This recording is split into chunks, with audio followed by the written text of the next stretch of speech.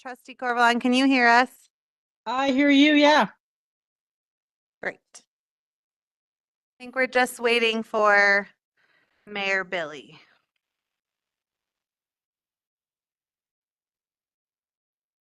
Okay. You technically don't have quorum yet, so you have Trustee Corvalon online.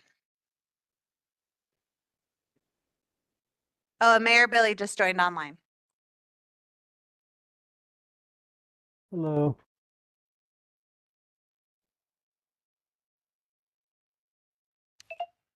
I'm here. This is Jesse. Happy birthday. Thank you. Happy birthday. Happy birthday, Thanks. Jesse. Thanks. I hope I'm not missing my birthday cake. Hope you aren't either. Yeah, it's Oh. over here, Jesse. You mean Come the on one? over. Yeah, the The one one that there in the we're room. all eating right now.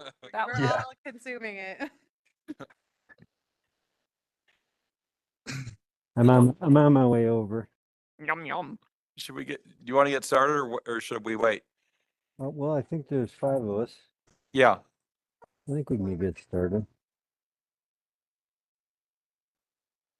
So we'll call to order the actually, do we have to do all this? Oh yes, because we Yeah, have it's a special meeting. Yes, so we will call to order the special meeting on November 28th, 2023. It's 7:01, and Miranda or Macy. I don't. Who's? This would be It's me. Miranda tonight. Both are Macy. here. Okay, Macy, go ahead. All right, Mayor Billy, Here. Mayor Pro Tem Mahone, Here. Trustee Corvalon, Here. Trustee Coombs Ismail, or actually, is he online? Okay, sorry about that. Will he be absent this evening? Okay, so as of now, Trustee Coombs Ismail is not with us, but he may be joining us later in the evening. Trustee Severs, Here. Trustee Sterling. Here. Okay, thank you. Thanks, everybody. I'm not looking at my computer, so I do not think we have to do minutes or consent. So let's go right into Rita and Miranda. All right. Well, first, welcome to the 2024 budget public hearing. Right now, tonight, the Board of Trustees have seen most of these slides before, but for the sake of the public, we wanted to make sure that we took things back to the beginning and, sorry, there's an echo, that we took things back to the beginning and provided a lot of contextual information for the Board of Trustees and for the community. So first things first, what we will be reviewing is the strategic plan as it relates to the budget, the new revenue opportunities that we have identified, new expenditures, talk about capital improvement priorities that are in the budget, talk about some of the new funds that exist, how we anticipate spending ARPA funds, do a tax review and a review of the reserves, talk about the fee schedule, discuss next steps, and then of course needs to end with your public hearing. So first and foremost, the Board of Trustees this year had developed a strategic plan, and there are many priorities within the strategic plan that are tied to the 2024 budget. So we wanted to call those out specifically. First is the objective 1, which is foster a strong organizational culture where town employees are valued and the town is the employer of choice. In the strategic plan, there's a focus to bring all employees to their minimum salary or hourly rate based on the compensation that was done in July of 2023. If approved tonight, that this budget actually does bring every staff member to that minimum salary. Objective number 2, protect the town's water rights, ensuring the delivery of water to residents and businesses is continuous. There is funding in the water and sewer budget, primarily water, for legal and engineering time that will be spent on protecting the town's water rights and evaluating permanent water storage. Objective number 3 is to promote orderly, sustainable, and resilient development in the town through thoughtful, engaged, and equitable planning processes. There are many plans happening right now, and so we had to ensure that we had the appropriate match funding. We have the branding and creative identity plan through the tourism management grant. While we do anticipate that that project will end this year, it has a completion date of April 2024 per the contract.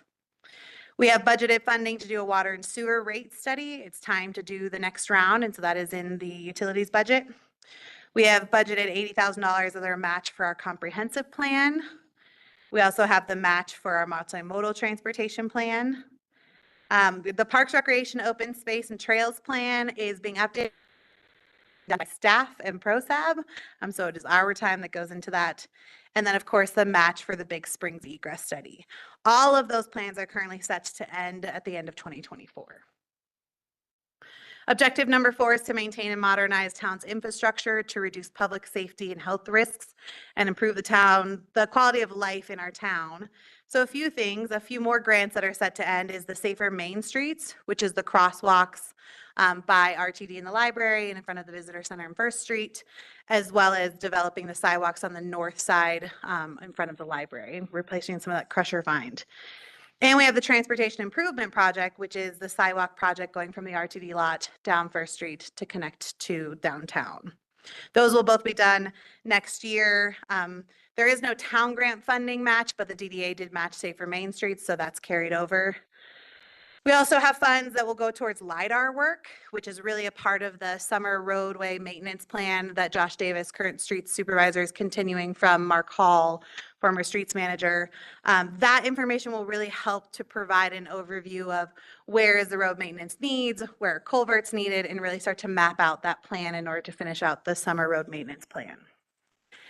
Troy Hendricks, our emergency manager, has funds to train and disseminate information on emergency and disaster management, as well as fire mitigation and preparedness. There is funds in the utilities budget for an asset management system that they've already started working on using GIS work. Nikki will help to distribute the Metropolitan Football Funds under the Parks Department, and we'll bring you that application actually at your next meeting to review for release. And then we have funds to update the necessary maintenance needs at Town Hall. Objective number 5 is to augment and leverage the town's financial resources to support desired levels of services, economic growth, and to ensure upkeep of the town's infrastructure. So we looked at a variety of different revenue streams, and ultimately you kind of whittled it down to quite a few that are more than on just this list, but this is from your strategic plan. It's paid parking, fees for EV charging stations, a regulatory fee, and reinstating occupational tax for liquor. And the last one is last objective number 6, listen to the voices of our workers, residents, and property owners and implement changes to the Nederland Municipal Code from the results of the housing needs assessment.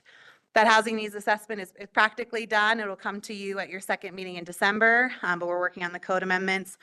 You committed to Proposition 123, which is an audit of 13 affordable housing units. And so we'll talk about it later, but the kind of goal is to put majority of ARPA funds towards housing development, partnerships, whatever that might look like, is really earmarking ARPA funds for housing. So let's talk about the revenue. The new revenue streams we have developed with you all and also in partnership with Boulder County Sheriff's Office being here and their ability to issue speeding tickets. The total possible revenue is $255,340. So I just want to get into each one of these a little bit more. Minus the speeding tickets, I think that's obvious. Paid parking, there are 67 spots that the town has that can be converted to paid parking. The board gave kind of a green light to continue forward with Interstate Parking, which is a vendor who works with a lot of mountain communities and is really well versed in bringing forward paid parking. Our goal is to, once implemented, use a QR code or kiosks for payment. We aim to look at January, February as kind of implementation time, where we spend time educating residents to what's coming and then putting it into effect in March. Residents will be given the ability to come get free passes if you live in the town of Nederland, and then all spaces will have the first 15 minutes free, which will allow someone to run in, say to the deli, grab their sandwich and head out without having to pay. So the anticipated revenue for that is $57,500. As a reminder, it's a cost share with Interstate Parking, so no upfront cost, and we split that from month to month. Again, paid parking, though, cannot start until you've adopted an ordinance allowing parking as a use and paid parking, and that ordinance is set to come before you next week. Fees for EV chargers. We have our level 2 chargers now, and we do have a fast charger we're looking to install here in the near future in the next couple months. Most jurisdictions, most people charge for EVs. We've been free for a while, but now is the time. So as the board, you felt it was best to charge $1 per hour for the level 2s and $5 per hour for the fast chargers. So did a little calculation on how we think they'll be utilized and based on when they're installed, and have a possible revenue of about $30,000. Short-term rental regulatory fee. We brought this forward because we've seen other jurisdictions do this, and the board supported implementing a regulatory fee.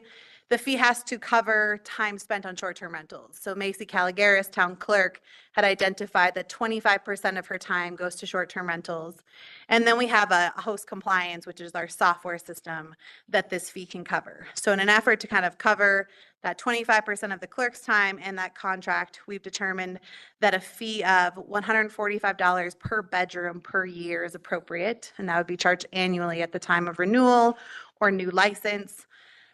Provided kind of a breakdown of what that is, and we felt like it should be charged per bedroom so that your larger homes, your full home rentals are paying a bit more than perhaps your bedroom that's inside somebody's home and the host is there all year long. That approximate revenue is $27,840. We also talked about sustainability and permit processing fee. And so this conversation really came out of, do we keep the construction and demolition program as it currently exists, and felt like there were some gaps in that program, and that there would be another way to, still kind of support sustainability, which is what that program does, and provide an opportunity for people to still divert their construction waste. So we determined that the planner spends 40% of her time on permits, and then the sustainability coordinator also is directly involved in build. That's a large part of her area of focus. So what it would be is charging a 0.75% sustainability and permit processing fee on all permits, and it would be calculated based on project valuation. So depending on your project, that fee is going to increase. So if it's a full build, brand new structure, that will be a higher fee than if it's just a window replacement. We also still want to allow people, though, to divert their construction material and get money back. And so we've put into here that 50% of someone's permit fee would be able to be reimbursed in order to cover that, in order for them to still be enrolled in that construction and demolition program. So based on all those calculations, we determined the approximate revenue of $58,000. We had identified in the code that there was an occupational tax for liquor. It's been there for a while. Not really sure why it didn't get charged, but it's in the code, and their attorney Madsen confirmed there's no reason we can't charge it. So we have added that in, where depending on your liquor license type, there's an annual fee that is paid in December each year or by the end of the year that could bring in a total revenue of $2,000. Expenditures, just want to highlight a few expenditures. First things first is occupational tax, which comes with short-term rentals. Historically, we've dedicated 99% of that health and human services occupational tax to go to the food pantry to be distributed for health and human service programs. Really recognizing with the bringing on Boulder County Sheriffs and offsetting that contract, the board did support changing that split to be 51% going to the food pantry for health and human services, and 49% will go to the police department as revenue to offset that contract. The food pantry is aware of this change and they understand it, and did not indicate any significant financial barriers for them having this change. Legal expenditures, our town attorney is increasing her fees from $155 to $170 for the town, and then the pass-through cost that goes typically to applications will go from $200 to $230. In recognizing this increase, plus acknowledging that we have had a need for more legal services, the budget for legal increased from $73,250 to $90,000. IT services. We went out to bid for new IT. We received 6 proposals and we met with 5 of the 6. As town staff, we narrowed it down to the top 2 providers, and then at the end of the day recommended to you all Mountain Technologies. The board supported that recommendation and encouraged us to continue forward with contract negotiations. what will happen under all mountain technologies is a monthly fee of $2,200, as well as a transition to the cloud and Office 365, which I think as staff are very excited about, and all the features that can offer us. There is a $15,000 cost, though, that they will split over 3 years. They've been incredible to work with, and we're not even fully under contract yet, and they're really excited to support us. And Minturn, which is a similar size community, recommended them to us, and they're very happy with their services. So excited to get started with them. And our, Randy Lee, who is our current IT provider, is going to support with that transition, but we assume it's going to be pretty seamless. All right, capital improvement project time. So in the Police and Emergency Services Department, again, I already noted this under the strategic plan, but there's a $10,000 to train and educate residents on emergency and disaster management and preparedness. Under Public Works Streets, there's the final payment on the plow and the dump truck. There's also the payment on the equipment loans. As a reminder, you approved this year to have a water truck, a grader, and a flatbed truck. Those were all purchased. We're actually about to get the water truck. All those purchases will happen in 2023, and we'll continue those loan payments. As grants, as I mentioned, there are the matches for the Big Springs egress, the multimodal transportation plan, and the comprehensive plan. The community center is putting aside $10,000 for the grease trap. We do plan to bring forward with you an industrial pre-treatment ordinance that would require the community center, among other businesses, to come into compliance with their grease traps. So Don is just getting ahead of that by budgeting accordingly. And then if you were in here yesterday morning, like some staff, there is a great need for mechanical shades when you try to do a meeting in here in the morning. It's very bright. So having shades to come down, it's been a desire for Dawn for quite a while. And so we're excited that financially that works for her to add it in. The streets budget, we talked about $50,000, potentially for culvert installation. I think the feeling was leave it $50,000, let the LiDAR work happen. And we can kind of talk a little bit further about, is it culvert installation that makes sense, or are there other uses of that $50,000 to really advance that summer road improvement plan?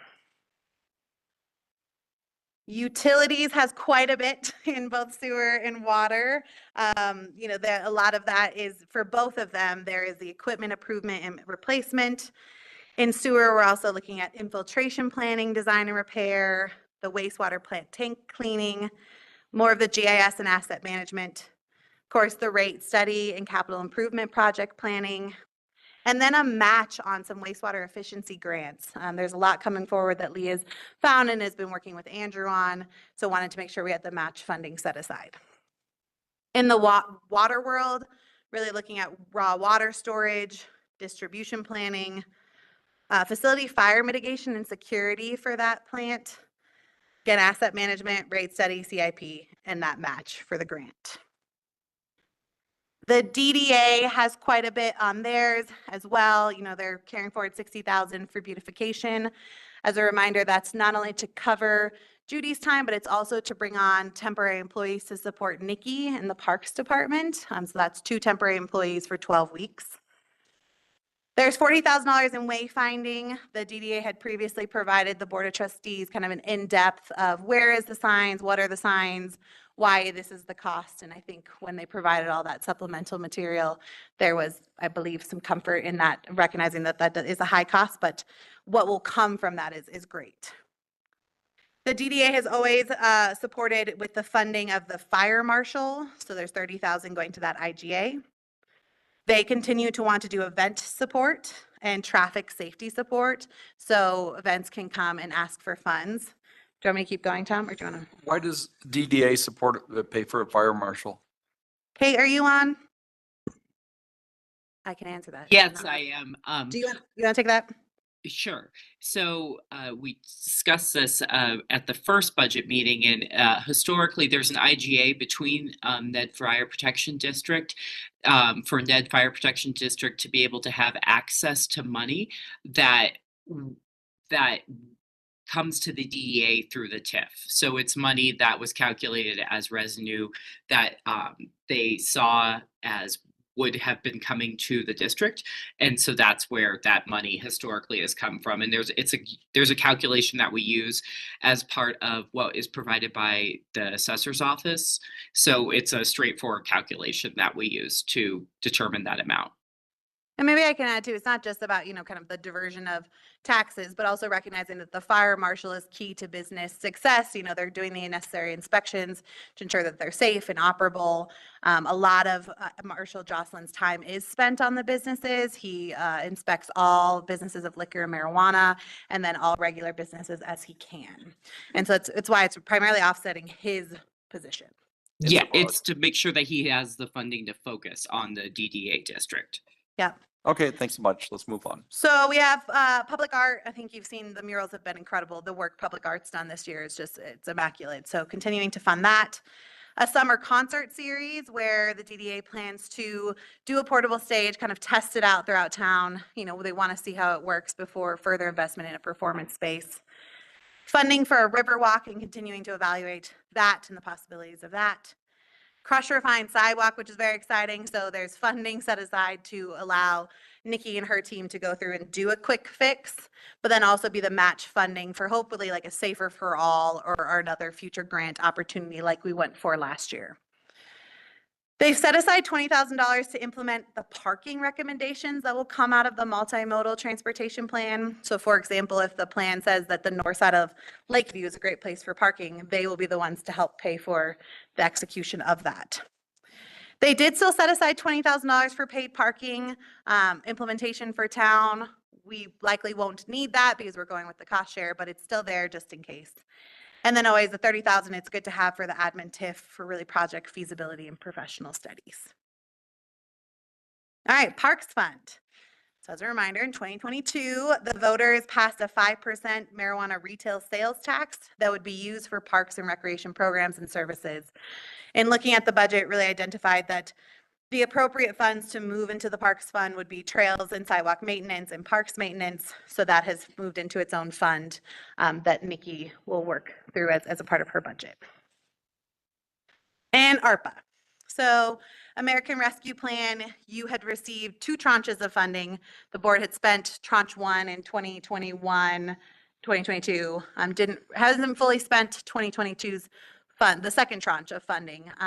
You use a little bit to do the Mountaineers program where they're promoting businesses, but otherwise you have the majority of your funds. So when we talked about how you wanted to spend it, the board supported the following breakdown, which is $40,000 as a match for broadband. As a reminder, the town went for a $12 million capital project fund with Gilpin and Clear Creek to extend broadband and fiber network to the town of Nederland. And we agreed that as a group, all of our jurisdictions would bring $40,000 to the table. So that's our commitment.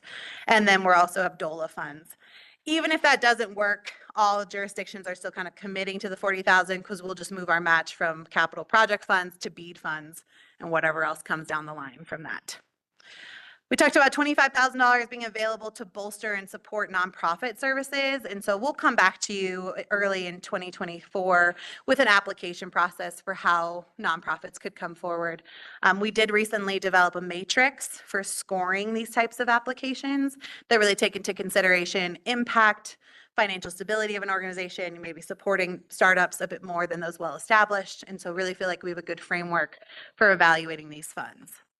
And then, of course, the remaining just shy of $125,000 going to affordable housing development, either in the forms of grants or incentives, whatever makes sense at the time.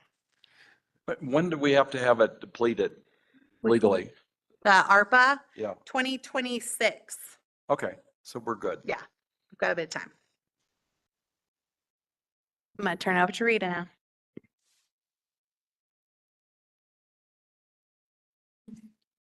Now you're good. Thank you. Good evening, Mayor, trustees, and members of the public. My name is Rita Six. I'm the town treasurer, and I'll be presenting the 2024 draft budget to you this evening. First, we'll talk about sales tax revenue. Sales tax revenue is received 2 months in arrears. In other words, the $255,000 received in November is for sales from September. We are currently trending at 6.2 higher in actual sales tax revenue received in 2023 when compared to 2022. However, when compared to the 2023 budget amounts as of the October financials, we are trending 11% below in the general fund and 4% below in all other funds. I therefore recommend keeping sales tax revenue the same for 2024 in all funds except the general fund, and adjust the general fund sales tax revenue based on year-to-date actual funds received and estimates through the end of this year. Next. The property taxes, we are estimating property tax revenue to be approximately $768,000. These are just estimates. We are waiting to receive final certification from the assessor's office. I did reach out to DOLA and the Boulder County Assessor's Office yesterday and confirmed that Senate Bill 23B-001 that was just recently passed postponed several deadlines. Final assessed values will be provided by January 3rd, 2024, and the deadline to certify the mill levy and adopt the budget is now January 10th, 2024. We will talk more about the revised deadlines at the end of our presentation. Rita, did they give you any indication on what to expect, if anything? Well, from the little bit research I did, and Attorney Mattson is online as well, it's going to be like Proposition HH was really for just 1 year. So I'm estimating revenue to decline by another $33,000 is my Okay. guess. Yes. Okay, the town has two different types of funds. We have the government funds and the proprietary funds. The government funds include all funds other than the sewer and water funds, and they are primarily supported by taxes and intergovernmental revenues. The general fund balance includes $147,000 in reserve funds. $110,448 was received from BCHA for Tungsten Village development in lieu of dedication of land for public use. Town staff are requesting that these funds be reserved for match funding for future GOCO grants. And also $36,500 from the parking lease with Eldora, which was approved by the board, so funds could be raised to be used for park improvements. All of these reserved funds are held in a separate bank account and won't be spent unless the board provides direction to staff on how to spend these funds. Next slide. The proprietary funds include the sewer and water fund. The sewer and water fund's net position includes $233,000 in reserves, and the water fund includes $677,000 in reserves, which are to be used for infrastructure improvements and expansion. Proprietary funds are not your typical government funded by taxes type of programs and services. The idea is to pay for services provided through fees, which hasn't happened really, and we are having to use tax dollars and also have had substantial amounts of grants as well as 0% loans. Next. So I will be going into a bit more detail than during our last meeting. This is mainly for the public. Throughout this presentation, you'll see highlighted in green the change in net assets for 2022 that compares budgeted versus actual figures, and in yellow, the 2024 budgeted change in net assets. This might be helpful information when you're looking at the 2024 budget numbers. So in 2022, the town budgeted a decrease in the fund balance in the amount of $255,613. The actual change in net assets shows an increase of $84,454. That is a total increase of $340,067. In 2024, we are projecting that the general fund will be operating in the red with an operating difference of $176,950. And once we add in the capital expenditures of $211,280 and the transfers, we end up with an overall decrease or change in net assets in the amount of $359,029. This has changed since our meeting last week by $100,000 due to removing the speed camera revenue and expenditures. Before I move on to the next fund, I wanted to touch base, which we did last week as well, on where we're at with the general fund as of the October financials. The change in fund balance as of October shows an increase of $53,000 versus a budgeted decrease of $273,000. Overall increase as of October is an increase of $325,000. And the last thing I wanted to share is that the general fund has seen an increase to its fund balance in the amount of $609,000 over the past 3 years.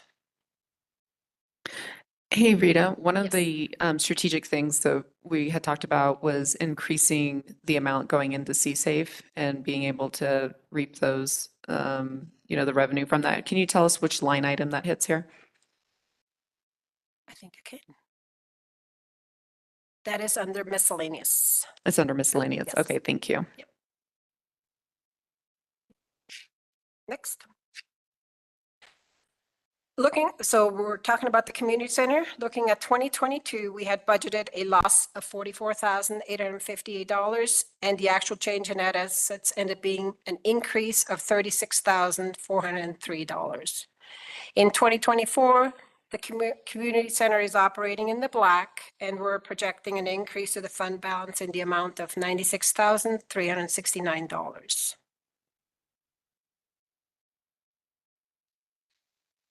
The water fund has a very healthy fund balance. Looking at 2022 year first, we budgeted a decrease in fund balance in the amount of $20,228 and ended up with an incredible increase of $210,946.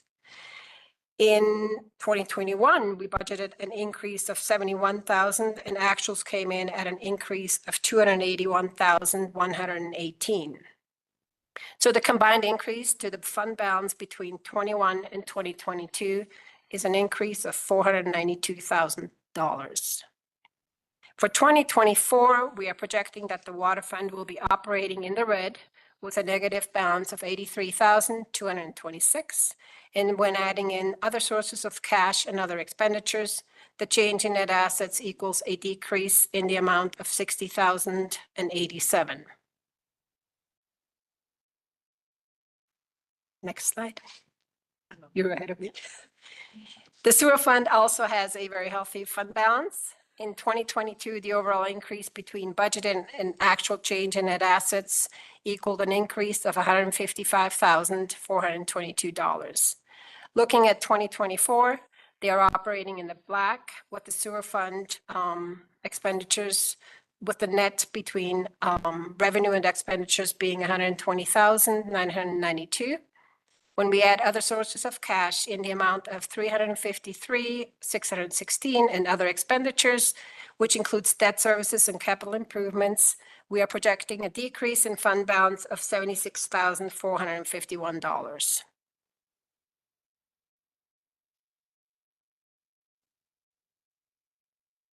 The street fund was created to use on street repairs. 0.25% of the 4.25 sales tax is allocated to the street fund.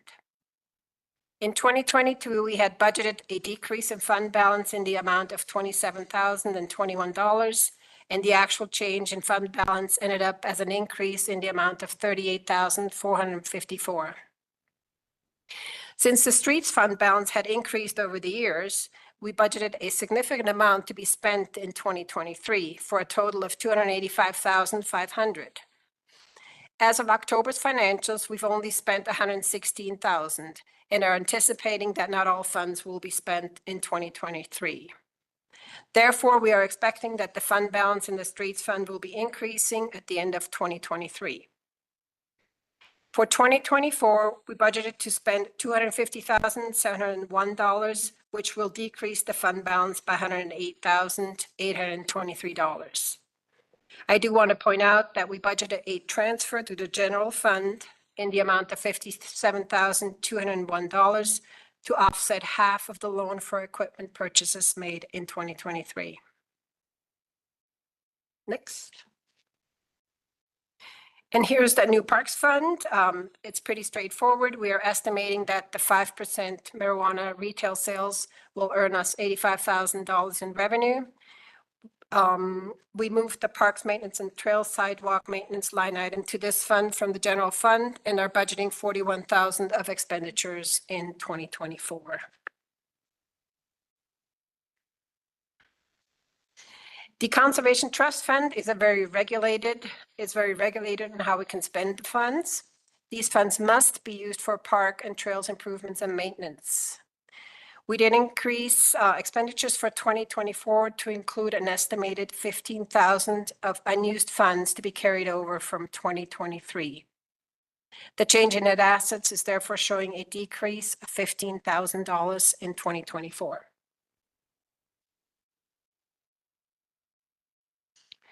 The Health and Human Services Fund is funded through the lodging occupation tax revenue, which is collected in the general fund.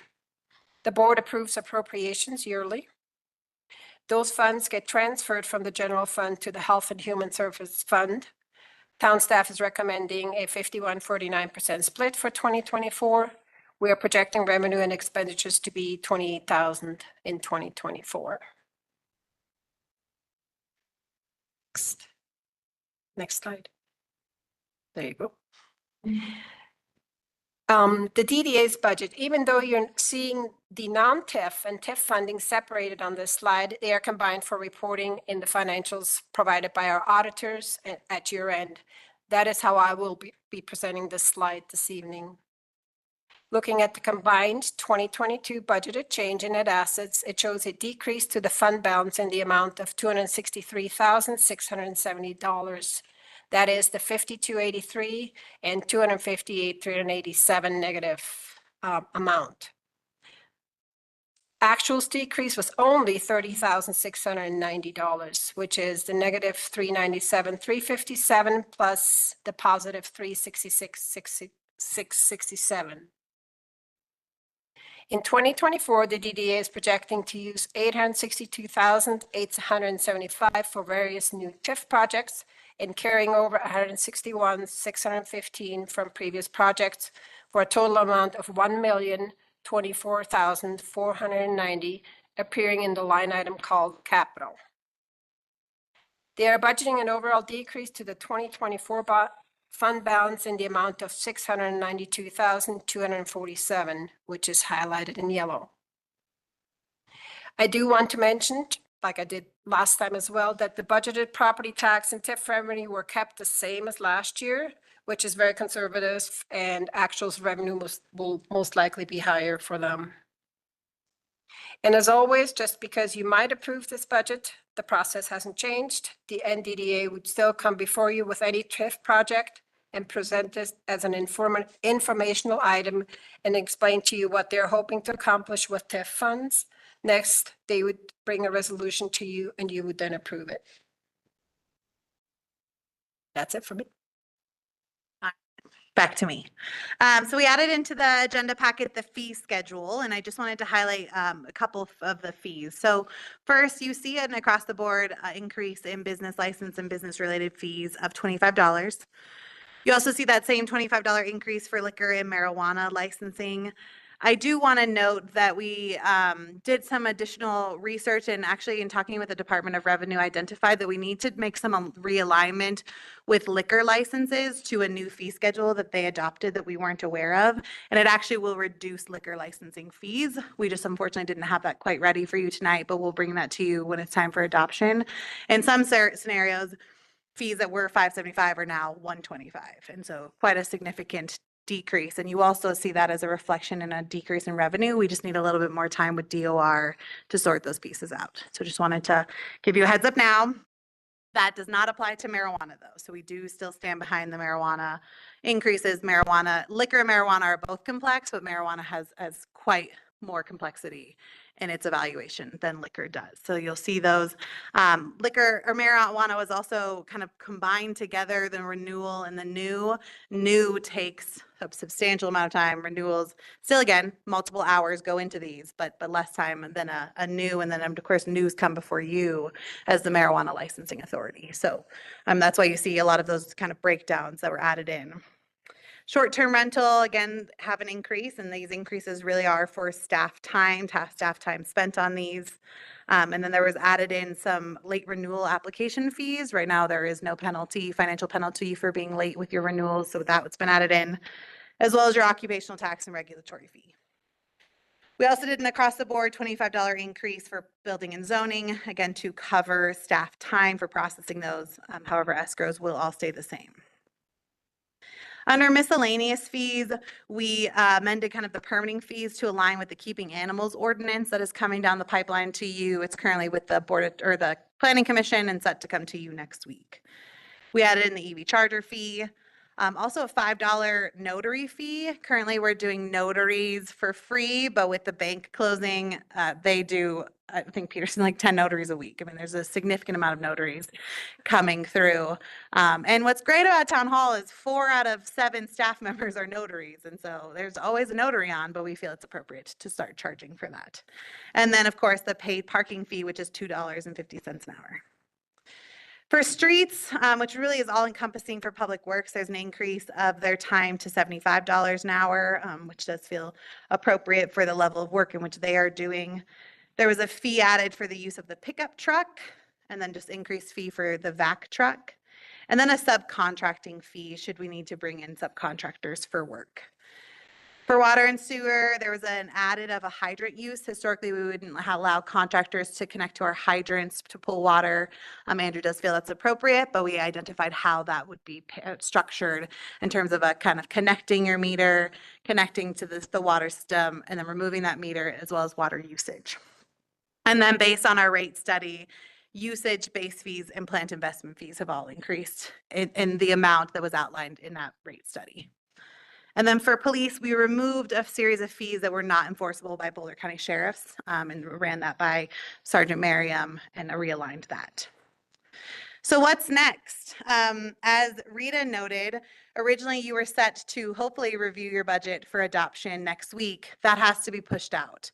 You're now going to review your 2024 budget for adoption on January 2nd during your regularly scheduled meeting. If you are not prepared to adopt your budget, you will then adopt it. You need to hold a special on January 9th. And this is because we need the information in order for you to be passing a budget that has accurate information in it, the right information. We feel it's best to wait to make sure we have all the appropriate financial documentation. Therefore, we are requesting, this is an ask of you. This is our recommendation as staff to push this out to adopt your budget, hopefully on January 2nd. Because if it decreases by 30,000, 33,000 or whatever the property tax is, then that's what you're wanting to make sure is accurate. Right, and I'm waiting for the final certification from the assessor's office. Right. To use those figures to then calculate the property taxes and also to certify the mill levy. Gotcha. And that is the latest date to do both is January 10th. So if the second, for whatever reason, we don't pass it, it's due to us by the 3rd. So I was, normally it's due by the 10th of December and we always get it about this week. So I'm hoping that I'll have it by the end of December. So I can do the calculation for you by the 2nd. That's the plan. I wonder if it would be worthwhile for us to at least determine now in advance what our thinking is around that decrease, so that it's not a big surprise on January 2nd when we have not very much time to get it passed. You mean just guesstimate? Like, are we okay with, are we going to cut something from the budget if there is a decrease? Are we going to go further into the red? What's our plan for that? My thinking is we deliberated on these things. $30,000 is $30,000, but it's percentage wise, not going to change my thinking a lot about priorities. So generally, whatever happens, We'll live with it. we live with it. Mm-hmm.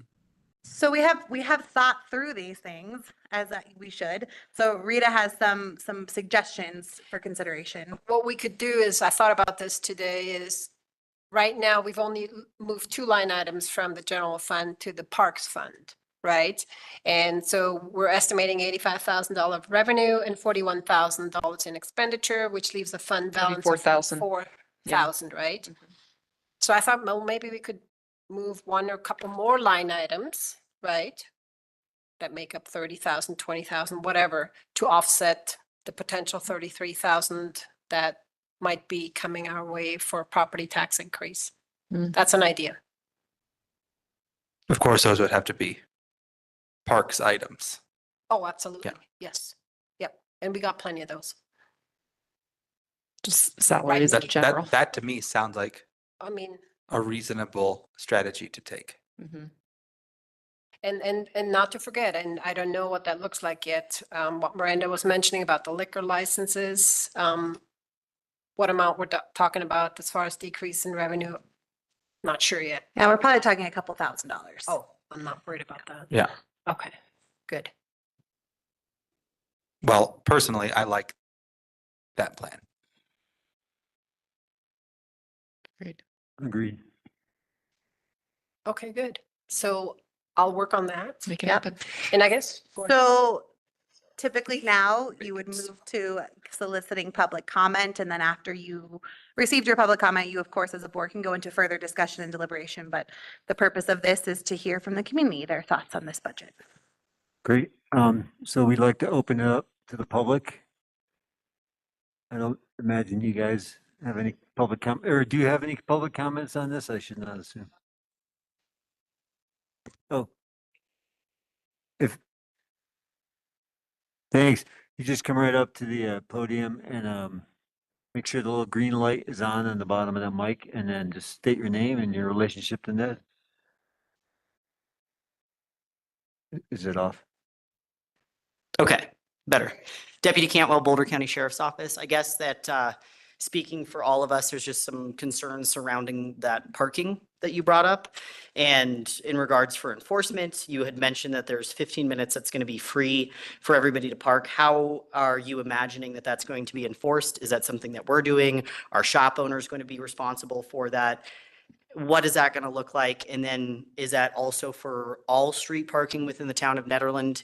If that's the case, are we enforcing then parking, let's say in the B&F parking lot? Because when people find out that that's free and they can skirt out on parking on the streets, is there going to be an uptake in parking in those that are actually shopping or utilizing the B&F in that sort of capacity? Is that going to limit then parking for them? So I think that's where my concern is. And is it something where our expectation is for us to drive around and just keep tabs on the 15 minutes because we're also stretched thin in regards for getting deputies up here consistently as well? Yeah, so interstate parking actually does all the enforcement. So Okay, no enforcement will be done by Boulder County Sheriffs. okay, Yes, we recognize by doing paid parking on our lots, which is just the visitor center parking lot and First Street on the north side. Yep. Could force people to move into the Tebow parking lot or some other areas. That will be up to them if they then want to implement okay, paid parking. I mean, the new use group table and the ordinance coming forward would allow private owners to do paid parking as well. Okay. We also recognize that a lot of people like the ease of being so close to downtown that they might not go, that they might just pay the fee. Mhm. That's kind of what we're going to experiment with by Okay. bringing forward paid parking. But yeah, no expectations of Boulder County Sheriff's Office. okay. And what does that enforcement look like? So they'll bring out their own staff who then like go through and monitor like license plates, how long have they been there, and then Okay. go forward to check if they've paid, if they paid for 2 hours, have they been there for longer than 2 hours? They bring a whole team out Okay, to do, they're not everywhere all the time. They'll come and do kind of intermittent checks. okay. And then the other thing too was you had mentioned obviously traffic tickets, which is great. We're trying to do our best, but what other towns have implemented, Superior Alliance, is they do extra duty traffic for us to come and work. Is it something that you guys have discussed for us to do? I know a lot of deputies, pardon me, would be open to doing something like that to generate revenue. So I don't know what that looks like Yeah. on your end. The board has not discussed that. So currently there's 909,000 set aside for Boulder County, and that's just the contract on its own. So Okay. that's the sergeant and then the 4 officers with the 50% overnight. Okay, So obviously that is something the board could consider at some point. Obviously, you're very familiar with how extra duty works, and Lions does extra duty, right, for specific for traffic. too. correct. They- And the town of Superior as well. Lions, Yeah. they have it for the festivals and special events, I think Superior the same, right? That is correct, yes. But we have the option of doing extra duty traffic, so we'll come for any 4-hour block of time and do traffic, just traffic for that block of time. So we're generating extra revenue for those towns on solely focused on traffic. So you'd also have in conjunction with your mountain deputy, your Nederland deputy, you'd have somebody else with the opportunity to write extra traffic to generate revenue for the town. So that's another option as well. Right, and the $80,000 that Sergeant Merriam kind of, we talked about was like really on the like, I think it was like one ticket per day from one officer, right? It was like very slow, and of course, we never want to, like, there's no like a quota system here. You know, I think Boulder County, they're gonna enforce where appropriate, and some days maybe 0 tickets, and other days I'm sure maybe 5 tickets. And so we just kind of took this very conservative approach of what just made the most sense to budget, and you may see that offset differently than what we put is the 80,000 in revenue. Okay. Yeah. All right, thank you. Thanks. Thank you. Moving to the folks online, if you have a public comment on the budget, please raise your hand or start talking. Can I speak? Yes.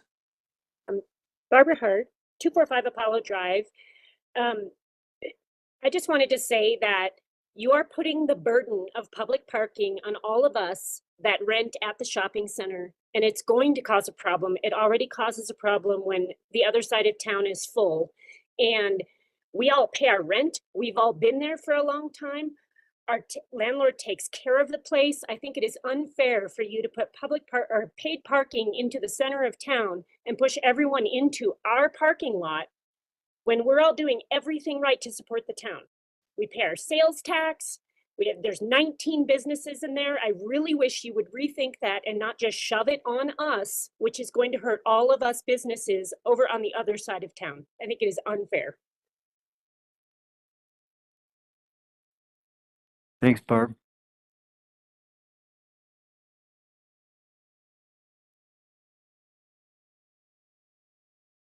Are there other comments, public comments online? There's no one else in the room, so anyone else online who has public comments on the budget? Now's the time.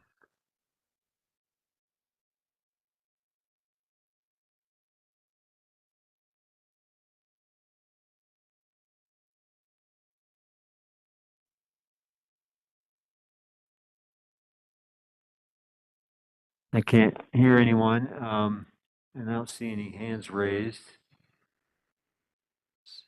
So I guess we'll bring it on back. Yeah, so I think it's town staff again. This is your public hearing and a bit of discussion. I think we are hoping that when we come to you on January 2nd, that we're bringing forward a budget that feels comfortable for you to approve. We need quorum at that meeting, and so we're also asking for confirmation that you all will be there on January 2nd. I will not be in town, but I can be at the meeting. Okay, as long as you can be on it. Yeah. We need that. We need quorum for January 2nd. That's really important here. And then, of course, you know, if you're not ready, if you don't feel like you could pass it tonight, those things we need to talk about tonight, because that January 2nd date is such a key day, and sure, we could fall back to the 9th, but I think preference is not. So like, get it all out in the open, talk about your concerns. So we're bringing forward the best budget. So what I don't understand is I thought our deadline was December 15th, and I guess I don't understand how we're able to push it back without, I guess, I don't know, I guess, to be honest, I don't know who the deadline's for. Don't we submit I mean, that's what Yeah, I thought. We have to submit it Changed. to. That's what I found out yesterday. That it was Okay. changed with that Senate bill passing. I didn't hear you say that, and I'm. Oh, sorry. okay. So they changed it to what? Just The tell me. deadline, the final certification, we will be receiving those the latest by January 3rd.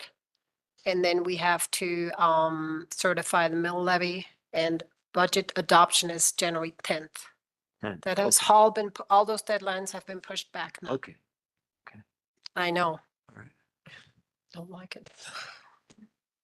And it doesn't feel like they should be able to give us only 7 days, but that's what they have done. Did we close public comment now? We did, yeah. No one else had any comments. Now we're discussing amongst ourselves as a board. Yes.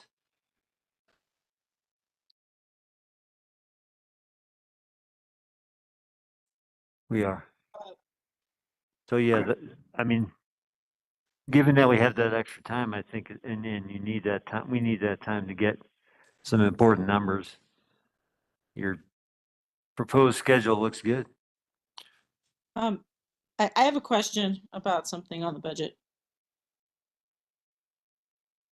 About the fee for the sustainability construction.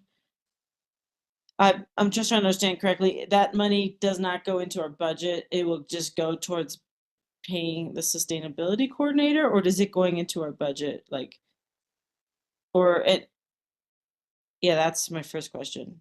So all fees have to go to offset something specific. And so, yes, this turns into revenue, but it's specifically earmarked to offset the community planner salary and the sustainability coordinator's contract amount. So that's why. The question I have is, what if it doesn't, what if not enough people build and that money's not there to pay this person?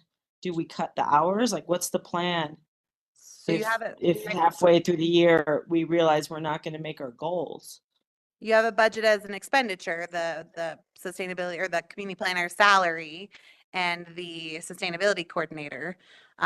Sure, you could have those conversations. I mean, your community planner has always been a budgeted salaried position. And so perhaps it has an impact on your sustainability coordinator's contract, but these are expenditures that the goal is for this revenue to offset. And of course, yes, if this revenue doesn't, then that's just. So, okay, so then the sustainability coordinator has been brought up to 3/4 time. Is that what's on the budget then? So the increase would be to 30 hours. She currently works about 20 hours. So bringing her up to 30 hours. Okay, so that's in the budget under our expenses already. Correct. Under And then the this under is the just zero waste maybe fee. going to offset it if we reach those goals. Correct. And what is the process for showing your receipts for like in order to get your money back? What's the process? Like what exactly are you supposed to do? I provided a link to our website that goes through the process, but you would have to provide receipts and a spreadsheet that would be filled out showing where the waste was diverted, proof of diversion. We really do work with people and recognizing, if they repurpose something, like Little Bear Village repurposed some of the stuff from their demolition, taking that into consideration. So that's what the spreadsheet is for, is to really assess, did you divert and you have a receipt to prove that, or did you repurpose? Gotcha. Okay. I remember having a conversation like where we approved increasing the hours for the sustainability coordinator. I'm not saying I'm against it. I just don't remember. I remember you brought it up as something to talk about, but I don't remember us voting on that. Was that something that we did vote for? So there's never been a vote yet. I think it's just to a nod. date. Right, there was a nod to move forward with the sustainability and permit processing fee, and that presentation was always centered around increasing the sustainability coordinator to 30 hours. Gotcha. It just didn't seem super clear, but now I understand. Thank you. And it was also towards offsetting Britt's Correct. salary. It's the community planner and the sustainability coordinator. And the sustainability coordinator is partially grant funded as well. So $15,000 grant goes to the sustainability coordinator. And then this fee would allow us to increase her time. And of course that comes with pay, using both a match we were already doing of $17,000 and plus this fee. Yeah, so the reality is it's not covering the sustainability coordinator's entire time. It's just that additional 10 hours. Correct.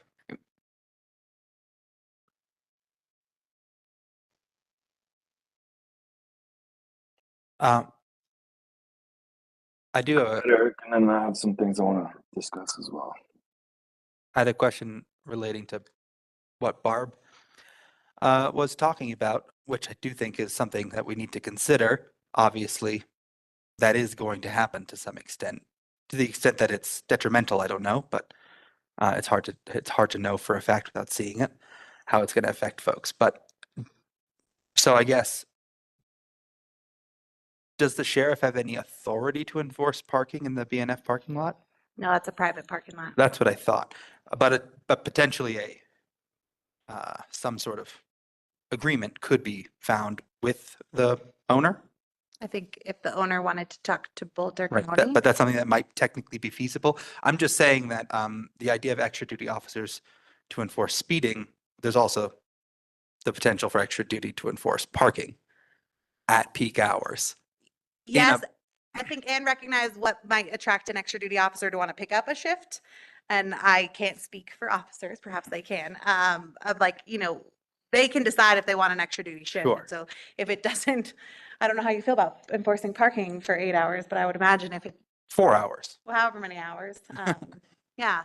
I know that Sergeant Merriam has talked about like, some extra duty projects are more appealing than Yeah. others. Let's say we identified peak hours on Friday, Saturday, Sunday, where there was a problem, and we thought maybe we could bring in some help to solve that problem. I think that plenty of deputies would be open for that.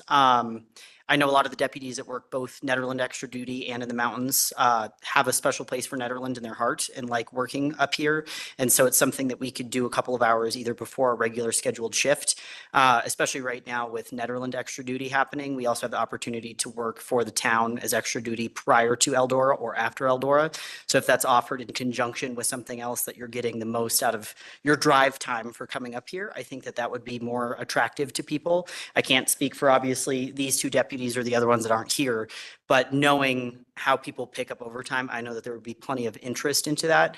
That being said, we, as the sheriff's office, have run into issues even with us parking our own vehicles in the BNF parking lot and have gotten some pushback with parking marked patrol vehicles in the lot. So I can only imagine what the influx of other vehicles not utilizing those businesses could cause a problem. So if we could appease and make a lot of those business owners happier, I know a lot of us would be open to doing so. So if it's offered in blocks of either 2 or 4 hours, up to 8 or 10, 12 hours, people could kind of flex and make their schedule how it works for them. If they go off and do in the summertime, we have 4 service extra duty that are offered in the same blocks. So they could do peak hours, they could do 4 service in the morning, peak hours in Nederland for parking or traffic enforcement, and then go and do 4 service after, however they see fit, to get a full day's worth of work for drive time getting up here.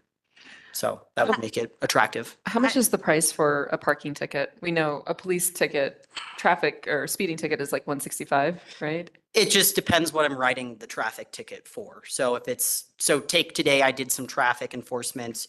I had a gal that was 10 to 19 over. I dropped her 5 to 9 over. That ended up being close to $200 fee on her for Right. that. So it just depends what you're pulling them over for. That could also be, you could also write them for other moving violations or driver's license issues or license plate issues in conjunction with the speed. That's not the only thing that we would write on and for with that. We do have Boulder County parking ordinances, more so for like parks and open space. For example, Hesse, those parking tickets, I believe, are at about $60.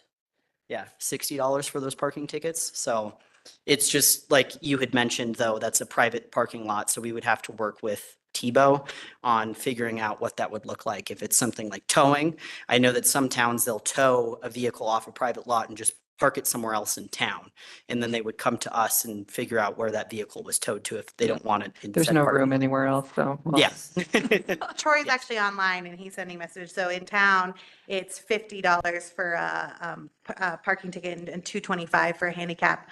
I think just one thing to maybe note is, I think you'd obviously want to do the offset of like parking and traffic enforcement, because if you're just doing parking, you're paying for extra duty and that's an added expenditure. And so I Correct. think you'd have to look at a balance, to make it Right. make sense so that. That's why I was asking. For itself. Yeah, that's why I was asking for both fees, because Yeah. it's like, there's almost a percentage that you'd want to put maybe a little bit more towards traffic enforcement, Well, vice what I'm saying is that there's a potential very low cost, maybe even pay for itself way that we could support businesses like the ones that Barb is talking about, who are, affected by our decision on the other side of town. Yeah, even if it was break even, I think that would still be Absolutely worth it. Yeah, Absolutely that'd still worth be it. worth it to enforce. Hi, this is Tanya. I know we're getting the weeds here, but I'm trying to figure out how this looks, and maybe somebody can show me. Say a group parks a car, walks into the BNF, does some shopping, maybe goes to another store in the mall, does some shopping, then heads across town to go get dinner. and he comes back. Like, where's the ticket? Like, where's the, how easy is that to give a ticket to? You know what I mean? Like, if he saw them coming back from eating dinner, yet they'd already spent a few $100s in the mall, would that be worthy of a ticket? You know, so is there, I guess that we need to talk about this some more as to what I it mean, I looks like. imagine that it would be a time limited thing. So be you can only that would park be in the the, primary they way. do have a time there, so just enforcing Right, but we that don't, but we have no regardless of where you enforcement. go.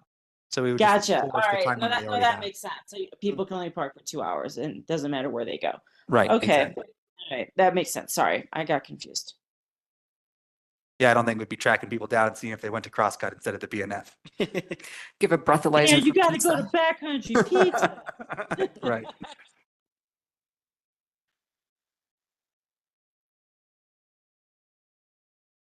Anyway, I'm just saying, if there's a way that the numbers could work out, if we could build some extra duty into the budget, that would be really nice. Are you? Are you? I asking us kind to of want it. If we have till January 2nd now, I kind of want it. I mean, I guess that's, yeah, yes, and, I guess I feel like then I would I ask don't that want this budget come back as a discussion item on the 5th or the 19th. So it's not on the 3rd. Like on the 3rd, we're done. We should be done talking and or the 2nd, we should be voting. And so if you'd like us to explore more, then we'd like to bring this back as a discussion item at a later. And it wouldn't be the whole budget on discussion item necessarily. It could just be this, right? Just a general. Yeah, I'm happy to talk to Sergeant Merriam and Lyons and see how that might work out. What would be the charge See, per hour? can Do we you have see, that in your head? Oh. before you move forward with that, Miranda, can we see if there's 4 people who support that Of course, initiative? Because I don't. I'll look for that cost while you're doing that. What do you support, Jesse? Well, I don't support the notion that that businesses in the BNF parking lot are going to be harmed by paid parking in the visitor center parking lot. I don't agree, and I don't think there's any evidence. I think it's just something scary. It's change, and it might cause that. And there's a lot of things that might happen, and I don't think we need to plan to budget for extra duty police based on something that might cause harm, that it hasn't shown to do that yet. It might actually create a benefit. People might go over there, park there, shop at BNF when they otherwise wouldn't have. So it could go either way, I think. And I don't think we should plan to budget for extra duty police when I already feel that we're spending plenty on police. Yeah, I'm not in support of it at the moment. And I'm wondering if 4 people are. Otherwise, I don't want Miranda to go and spend time on that. Well, and so to be clear, I think it's not just extra duty for parking. It would be extra duty also for traffic enforcement. So are you saying that you're also not in favor of additional traffic enforcement? I'm not in favor of spending more on police right now, on more extra duty police officers at the moment. I mean, to be clear, I'd only be interested in this if it was a net zero cost. I think just to answer your question, I think you were asking me like, what's the cost? So extra duty officers so we pay double time rate and it's going to vary by kind of their level. And so it's anywhere from right now $55 to $75 an hour per officer. Right. So we're talking about one parking ticket an hour to pay for itself. I I think mean, that that's it's fine. important to know that you've got the private thing. And so that's obviously, I don't know about private enforcement, private parking, like how we would enforce on T-Bows or what that might look like. I don't think that those tickets would be able to be written into municipal code. I'm not entirely sure. And, you'll have to come up. Sorry. Should have sat up front. Do you mind just stating your name too, please? Yeah, Deputy Conrad with the Sheriff's Office. I'm one of the night shift Nederland deputies on this side of the week. For private parking, private tows, that's all at the expense of the property owner. So the private parking can't be put into municipal code.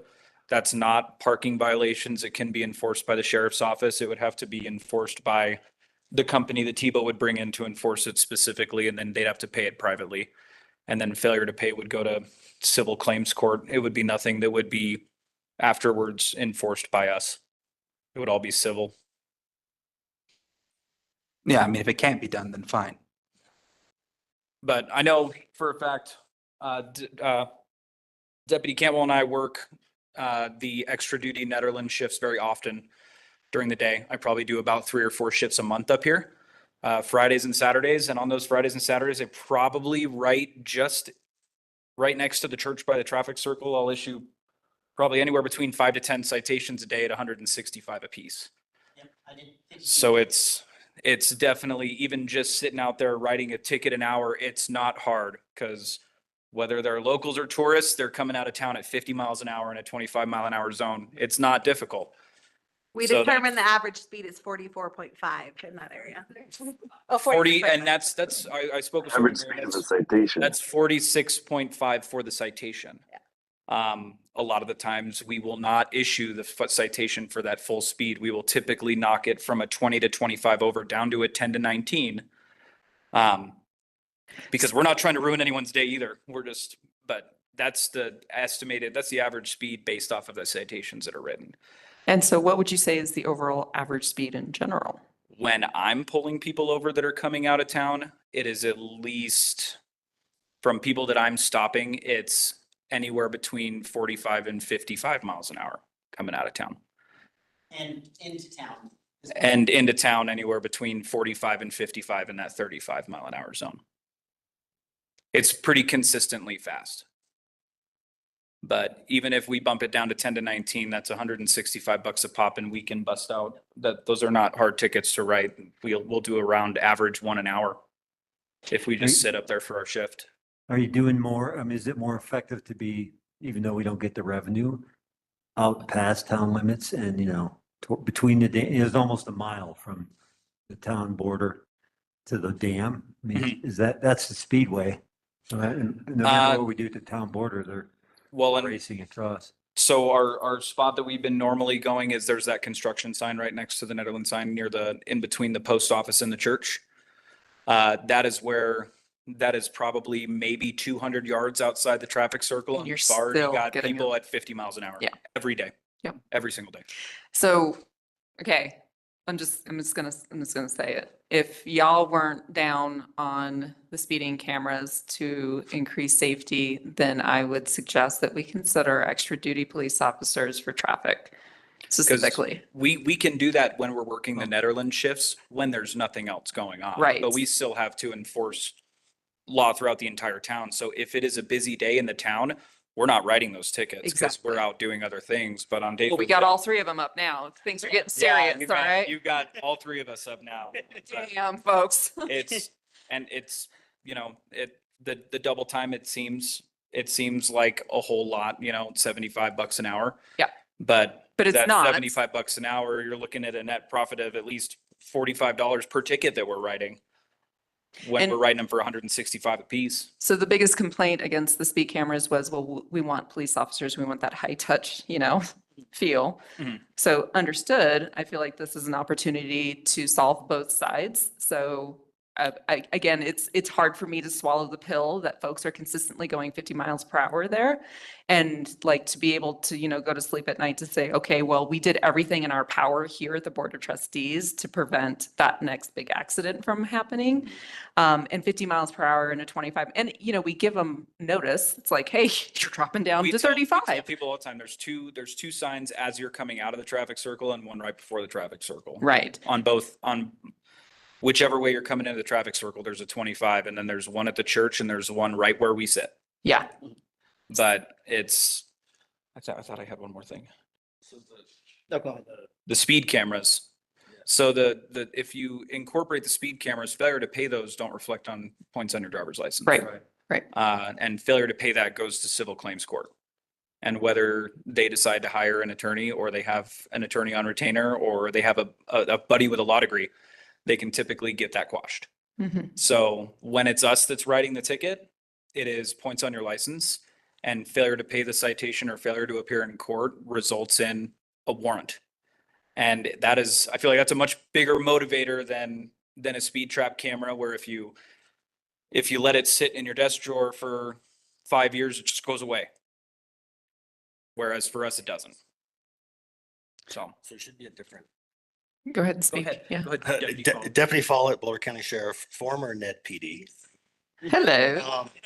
So there should be a different rate for like the Nederland extra duty at the up to $75 an hour to traffic enforcement extra duty.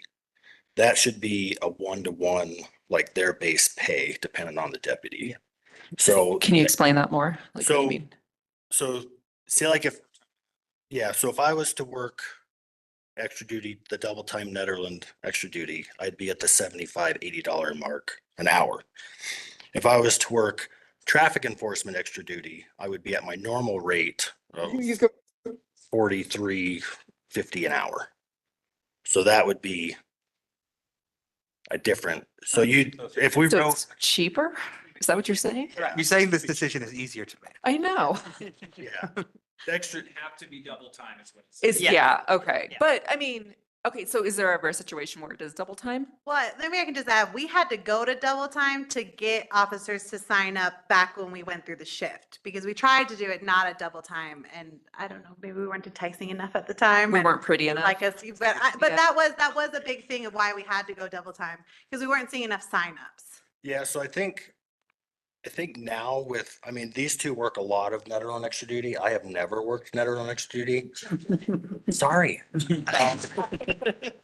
But We're gonna change that tonight. yeah, so there is numerous deputies, including Sergeant Merriam, that works Lyons traffic extra duty, Superior traffic extra duty, and And that's at a time and a half rate. that's time and a half. So it's cheaper than the double time to get. Do you mind speaking into the mic just because I want to hear we have two trustees online. I want them to hear you. They won't hear you unless you speak right into it. Speak Okay. closer to the seat.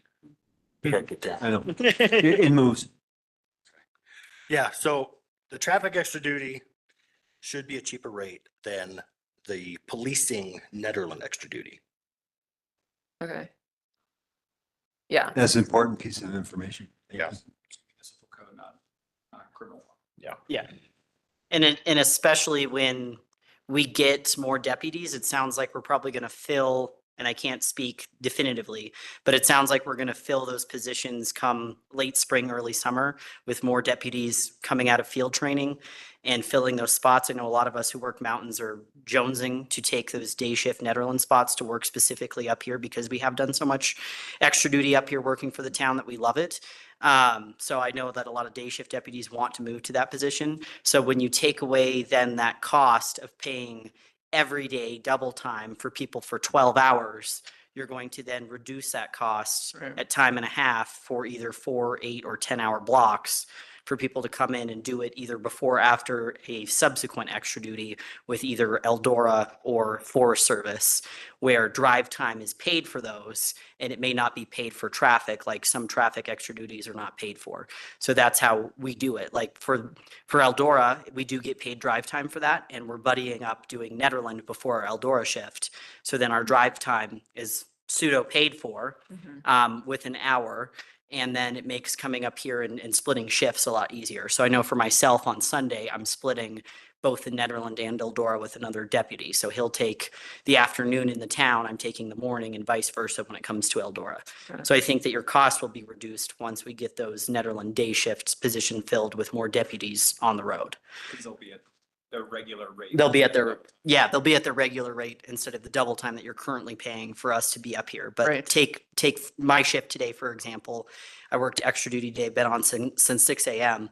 I did take a couple criminal calls for service within town, but even outside of those calls, I think I wrote 15 tickets. 5 of those were state, so 10 were for the town of Nederland. And that's between taking calls. So there's tons of opportunity for traffic up here. And especially for Asa, who's the sergeant up here, I know that he would work traffic up here, and a lot of other deputies would work in conjunction with their regular shifts or extra duty for that. So. All right. Hey, misunderstood kind of what we're weighing and considering here and sort of kind of taking it in and realizing what you said, Eric, is net zero. You know, if it nets out to where we're not paying extra per se, then it sounds like I misunderstood. And if I did misunderstand, I am in support of extra duty. So Yeah, I apologize. that's Yeah. exactly what I meant, Jesse, is that it seems like we could have extra duty built into the budget, but only extra duty that's related to also bringing in revenue. And that way it would net out. Yeah, then that's super favorable to me. So And to be clear, though, what this discussion just recently was not about parking. Yes, It I was know. about, yeah, traffic. I still think we should have extra duty built into the budget so we have the flexibility to use it if we want to use it during the year. If we don't have it in the budget, then we can't use it, right? Right. I agree. So if we budget, let's just say 100,000 in, 100,000 out, what if the revenue doesn't come in, but you have the expenditures? Well, yeah, but that's with literally everything in the budget, right? True, but yes, that's true. saying, And also, it could be more. It could be a Oh. greater return on investment than the speed cameras. Well, and I can go back to And it- start. yeah. Sorry, Go Jesse. ahead, Brenda. I was just gonna say, I can go back to Sergeant Miriam again. We did $80,000 on like one ticket, one day, not even 365 days. It wasn't even per shift. It was like super conservative. And so I'm happy to go back to him and say, all right, let's realistically mark out these figures Yeah. based on what you're doing now, based on current data, and then how many extra duties to offset that. So I think again, we would like to bring this back to you as a discussion item at a future board meeting before the 3rd, but we could do those calculations. But I think the other key is we don't have to use it, right? So if we use it a couple times and we spend some of that budget on extra duty and it doesn't really bring in what we're hoping to bring in, then we don't have to keep on spending it, right? Like we're not forced to spend the money budgeted. If it's not working, we just save it. Right, Rita? sure. I was just trying to understand, how will I know, or how will we know what is just regular tickets and what is going to be for the trafficking piece? You know, Well- how will we know? Have to be coded to that particular traffic deputy, I'm assuming. I don't know if we get that granular. No, I think it would come in as ticket. I mean, it's still going to come in as tickets and still it's going to be booked as Boulder County Sheriff's Office coverage. I see. I don't think we want to think do all these new lines. Troy is still on. He sends me a monthly report that has the codes are speeding, parking, that kind of stuff. So I don't know how we would, differentiate that. We'd have to differentiate if we knew the deputy doing traffic. Or even if we just knew the day. If we just know the day the ticket's written and we know that he had extra duty that day. But how do you determine between the person dedicated specifically to traffic versus a Well, you regular would think we on would see duty? an increase. I have a question. Actually, In Lyons and Superior, are they doing this to generate revenue? That is correct, yes. So we should ask them how they do it. yeah, I mean, extra duties invoices are different than coverage invoices.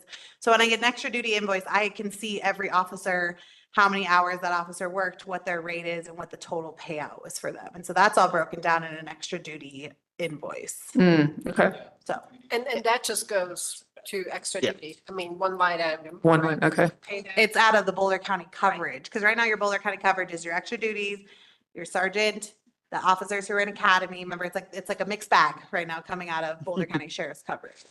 And to be clear, and just to clarify for everyone, the 80,000 that we've earmarked as revenue is just our regular officers, when they have time, like you said, one ticket per day, each day of the year. Not quite even each day of the year. So not even each day of the year. Okay. Okay. So that, yeah, I think I'm definitely in favor, since didn't get speed cameras, like this fixes all the things that people were concerned about, wanting a police officer to make the ticket. And also, like all the points and the arguments of it doesn't go on the points, or it doesn't create points, but this one does. Correct. And if that's what locals want, they want the higher ticket and they want that higher touch, then I say, let's do it. And so I'm totally in favor in looking into this, having you guys, so that's my nod. Should we look Yeah. into a rough amount of 12 hours of extra duty a month? Yes. Well, and I think that would have to come from some of the data that you guys are already generating tickets for. Like, I mean, you know, how many per day? Obviously, there's going to be peak times and whatnot, but if we can try to dial that in as much as possible, I think that'd be great. Yeah, Asa and I could work on that. So we, as extra duty, we keep a daily field activity report. Yeah. So everything I do within my 12 hours working for Ned, I write down traffic tickets, pedestrian contacts, calls for service, whether criminal or otherwise. So you could get raw data from that in regards for the tickets that each of us deputies write.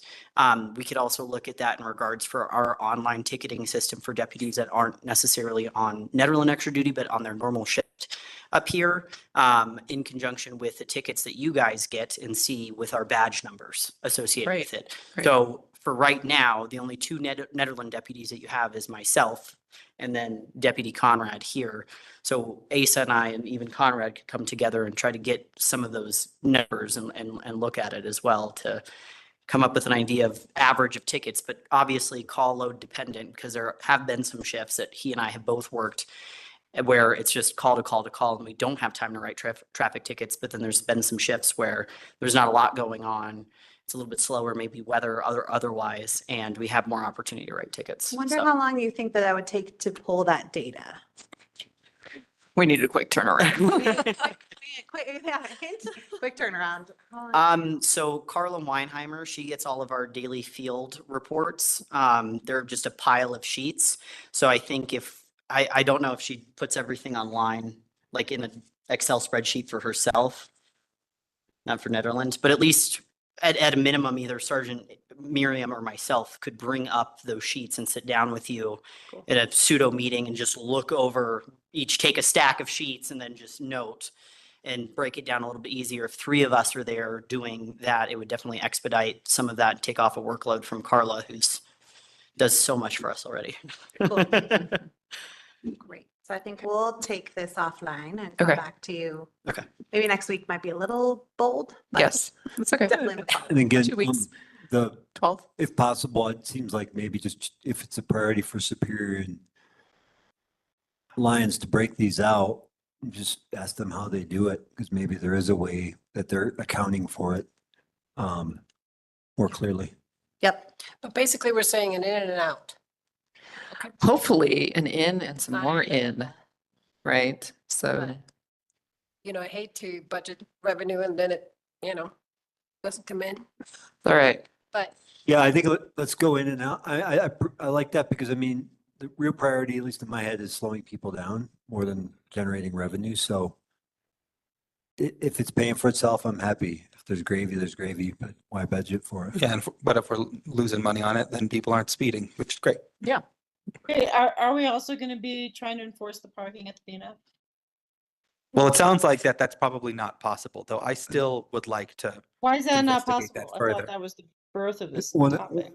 of the deputies mentioned Private that property. it's private property and that's just not Oh. how it legally works. It's not written in the Gotcha. municipal code and it can't be. Oh, so we don't really have a solution for that problem yet. Okay. I mean, I don't think that it's impossible that there's a solution. There might be a solution, but I still think that having the flexibility of putting this in the budget would allow us to pursue that solution if it did arise. I think in general, though, the Tebow, you know, the landowner needs to get engaged. And so, Absolutely. yeah. But we are the ones instigating by doing something somewhere, right? And so if there, as Jesse said, we have no proof that there will be a problem, hopefully there won't be a problem. If there is, though, I'd like us to be ready to try to address it. I talked with him about this about a year ago when we were first considering this. He's aware that we're considering it. And I said, how would you respond? He says, we'll cross that bridge when we get to it. We're at the bridge. Yeah. If I can just jump in real quick, we have a comment from one of our community members online, and if we can just try to identify who is speaking before we speak, please, that would be helpful tonight. Thank you. Yep, thank you.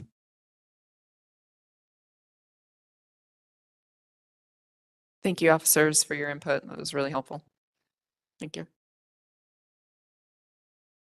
Other comments from the trustees on the board about the budget? Yeah, I have a few. Okay, go ahead. I wanted to kind of get into the parks budget a little bit. So I have a couple of comments and questions on here. So first of all, why only $1,000 for trails and sidewalks? And can you help me understand, Miranda, what that's for and why isn't there more? Yeah, Jesse, we have, excuse me. What's that? Oh, sorry. This is Nikki Dunn, Parks Manager for the town of Nederland. We have other line items for materials, crusher fines, road-based things like that. The trails maintenance $1,000 budget is for other items, potential, overflow of like tractor, things like that. So when we're talking about being able to pull a potential $30,000 out of, or put more money into the parks fund, that'll be easy to do because we have a lot of materials budgets. We have, different equipment budgets that we could potentially put into our parks budget. This is Eric. So Nikki, you're saying, just to clarify for Jesse's question, that we're spending a lot more money on trails maintenance than what it says in that line item in the parks budget. Absolutely. Trails and sidewalks maintenance is a lot. Usually what I'll put in there is like salt for the winter time, for salting sidewalks, things like that. An occasional, bag of concrete or something, but most of the trails maintenance budget is in other line items. And I also wanted to remind everybody, it's the Conservation Trust Fund. Those funds get used only for the parks and trails improvement as well. And we budgeted 31,000. 31. Yeah. Yeah. So Jesse, if you look at the Conservation Trust Fund, there's 31,000 that's actually going towards parks and trails improvement specifically. I don't Where's usually, that line item? What page? That's it's on page 45 of 114 in the packet, Conservation Trust Fund. And you'll see that there's a line item that says Parks and Trails Improvements and Maintenance, 31,000 for 2024. This is Nicole, Board of Trustees speaking. and this is Nikki Dunn again. I usually save that conservation trust fund for big ticket items, such as things that are happening at the rink or other places. We don't pull for maintenance out of that budget. I have to have ProSab and board approval for that particular budget. So there's nothing currently planned more than $1,000 to spend on trails and sidewalks. You just know that there will be more, but you're not calling that out necessarily. We tried to be conservative when we put it into the new parks fund, knowing that I have materials budgets, things like road base and crusher fine budgets, and that's really where the big chunk of trails maintenance is. But I mean, $1,000 is not very It's much. for things like sand, salt, and bags of concrete and the minimal repairs that we need to do and or like maintenance, daily wintertime maintenance. Hey, Nikki, where does the line item come out for your road base or like the stuff for the maintenance of the trails? I think Jesse's trying to figure out like, where is that specifically? Is it displayed here anywhere in the budget? It's not? No, it'd be in, so it is, sorry, I usually know these ones off the top of my head, but I just don't today. Okay, read us. I can help with that. So Alright, she so- has a salt and sand for 1,000. She's got a road base for $2,000. What else? Throw I have in- another trails and sidewalks budget for 500. And then I should put my glasses on. If you tell me names, I have the accounts here. I could help. Right. So, yep, road base, sand, salt. I have another trails maintenance budget. And then other, the equipment maintenance comes out of other budgets as well. Okay, so is it a true statement to say that between the 40,000 in parks maintenance under the parks fund and the 31,000 from the conservation fund, you basically take that pool of money and allocate it to basically? It's even coming from other places. It's coming from other places. Yeah. It's coming from my general fund, Yeah. parks. So because from the the parks general fund fund, is yeah. so new, Yeah. right? It's like we've never allocated anything to it before. I think that what we're seeing here is like slowly moving things over into that fund as they cut, but most of parks still comes out of the general fund. right? Like most of the parks expenditures are still coming out of general fund. Which is $440,108, which is like salaries too as well. A lot of that is actually salaries. Yeah. Okay. Say that again to Nikki. 487,663.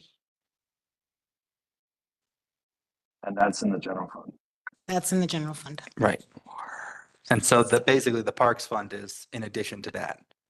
And then Will the that conservation eventually trust fund is in addition to that. Will that eventually move to the Parks Fund as a category, like maybe next year or the year after? I imagine only if the revenue from the sales tax were enough to cover it. Right. We don't like, even the streets fund, like that doesn't, we don't put salaries in those funds. Those are funds for operational. So no, the whole part, I don't know if that's what you're asking, trustee Severs, but like the whole parks department in the general fund won't move into the parks fund. But what we're saying is, in recognizing that we're going to see kind of a decrease in property taxes, we do think we'll start to we'll grab a couple more line items that are currently sitting in the parks general fund and move them into the parks fund. Right. And the purpose of the separate fund, right, is not to sequester the entire parks department, but rather to capture that specific revenue and separate it from the general fund so that it can only be used on parks. Correct. Right. That makes sense. So, okay. Then the 36,500 that's in the general fund that's for parks for the Eldora parking lot lease, is that an annual thing or is that a one-time thing? That was a one-time payment by Eldora. That currently there hasn't been kind of a proposal for how to spend. We do view that as a fund that ProSab would make recommendations on. Okay. Can Miranda and Nikki and I make sure that Kat can be aware that that's something that we need to address in our. Yeah, I did a financial presentation a couple months ago with ProSab where I went over Conservation Trust Fund, Eldora funds, Tungsten Village funds, and I'm happy to do that presentation again if you think that we've gotten some new members and that's helpful. I had an email I sent to ProSab that broke down every single fund and how they were all earmarked. Okay, great. And then the last question on the parks is just I noticed there was no capital improvement priorities for parks like there were on some of the other categories, and I was just curious, reading it wrong or there's an explanation there. Wasn't that part of the year of stabilization? Yep, that's absolutely right. My capital improvement projects are all tied up in what I'm doing to complete my strategic goals for the year 2024. Looking very much forward to creating some larger projects for parks in 2025, but right now we've just got to try and check some boxes and get everything. Stay the course. Yep, you betcha. All right, sounds good. That's all I have on parks. Thanks for your great work, Nikki, and thanks for all the budget work, everybody. Real quick on paid parking. I have a quick comment on that. Related, well, I guess it's more of a comment on EV charging. It sounded to me like paid parking would be $2.50 an hour as we're currently looking at it, and yet EV charging we're looking at $1 an hour for the cheap version and $5 an hour for the expensive version. And I think the charging should be worth more than just parking. So we should have our price set higher on EV charging. I'd like to increase our revenue there, and I think we can justify it. If a parking spot is $2.50 an hour, I think we could charge at least $2.50 an hour, or $3.50 or $4.50 an hour for the slow charger, and arguably more than $5 an hour for the fast charger. So, thoughts, comments? Don't they pay parking on top of that fee? Isn't that a separate No. sort of kiosk? No, those are not paid parking. Oh, well, then No, we have they're to paid charge at charging least spots. the 250 plus the Plus whatever charging. we charge. Yeah, no, for sure. So add whatever we charge. Yeah, why would they get free parking? Yeah, and they're getting charged. So I think, Yeah, no, you're right. I think Jesse's right. Yeah, it does sound like they're getting $1.50 off on parking. right. plus charging. So what are you advocating, Jesse? Well, I'd like for us to bolster that revenue line item on the next go around on our budget review. I think we can. I mean, I don't know how to set the price, but I would like to see it higher than just a basic parking spot. Like I think $350 or $450 for a slow charger, and $750 an hour for a fast charger. I'm just throwing numbers out there, but I think we need to. The price needs to be more than a plain Jane parking spot with no electrical hookup. Tom, as an electric car charger, what are you used to seeing for rates like in paid parking areas for EV charging? Well, first of all, parking is, they never charge you to park in front of a thing. Number two, there's only a total of 4 places we're talking about. There's 2 hoses off the slow charger and there's 2 hoses off the fast charger. So it's not a huge impact. I've never paid for parking while I'm charging up. But Miranda, what are our hours for paid parking? Is it 24 hours a day or what? Yeah, I mean, that was, Because I see think that's something cars the over. board can set, but. Yeah, I see people over there charging at 10:30 at night. Some of them stay all night, leave the car there. I think I wouldn't want to belabor this a whole lot because I don't think there's a lot of revenue. Well, I think it's $30,000. I'm sorry to interrupt. Currently, at the current prices, I think we could double those and be at $60,000. Okay, I'll go with you on that. I'll charge it What's- home. What's the, I would ask, what's the market rate? Or charge people to charge. Market rate That's for what I fast was at. charge That's what I was is asking. closer to $15. An hour is, yeah, it's about 12 to 15 bucks. Oh, wow. If I charge at Whole Foods For for which charge? for the high speed. For high speed, so Yeah. for the level 3? Mhm. So even doubling, They charge faster. So essentially, I've got 85% of my charge in a half hour or less, and I'm generally out. But yeah, and then they will literally start to pile it on if you stay, like if you use it as a parking place after that and prevent somebody else from charging. So yeah, I'll agree. I'll go with you on this one, Jesse, because I don't feel strongly one or another, and we're not doing a lot of charging. This is pretty small potatoes. yeah, do we have data on how much? No, if you recall, there was one of our work sessions, we had mentioned that because we no longer engage with ChargePoint, we hadn't engaged, we're trying to re-engage, we don't have the data. And so We don't know. kind of just winging it at this point. Even what our estimated revenue is for you is a bit of a wing it. And we also we aren't anticipating 24-hour charging, right? We're only anticipating partial day charging. Not even starting the fast charges until mid-year. We felt like a pretty conservative revenue. And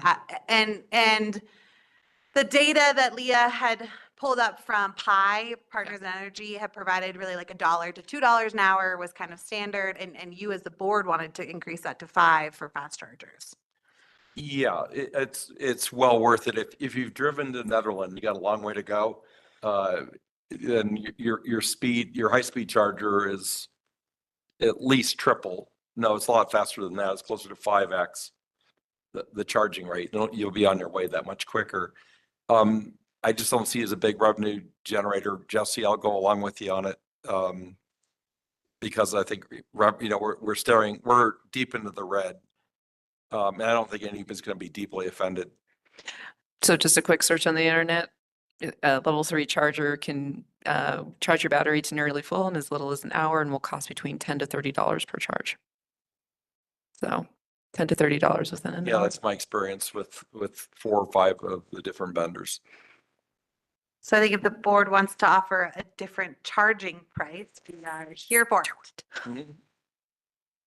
You all picked 5, so throw us what you'd like to. $8 an hour.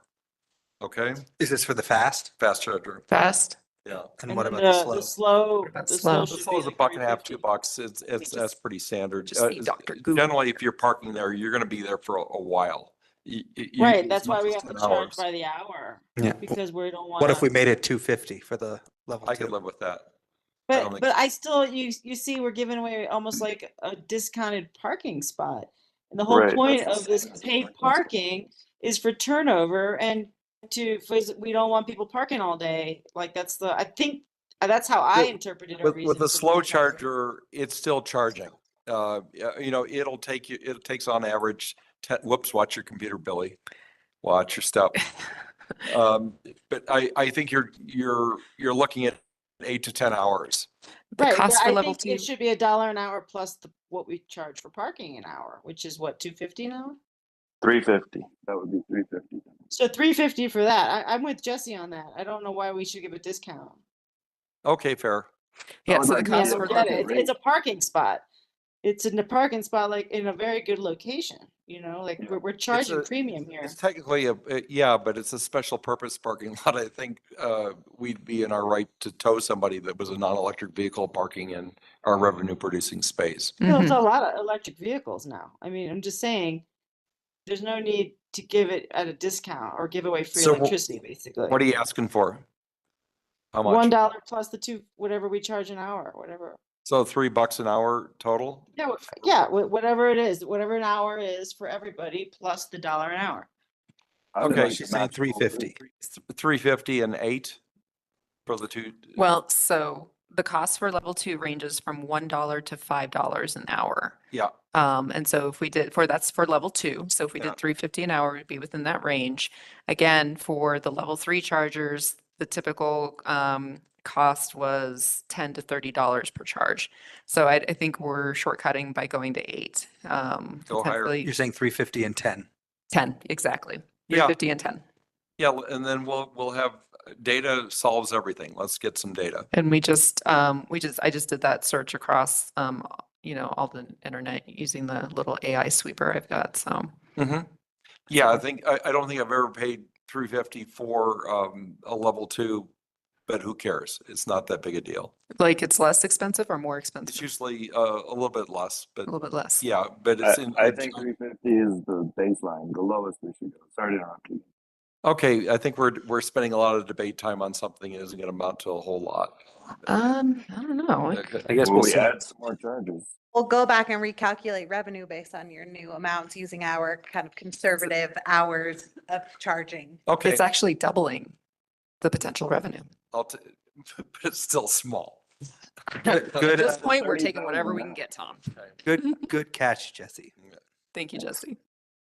Also, then the last comment I have is just C-Safe. I like that as a revenue generator. I'd like to celebrate it. I don't know why it's not in our new revenue. Maybe it's because we did it last year and it's not a new revenue source. So I don't know. Miranda, do you make a comment on that?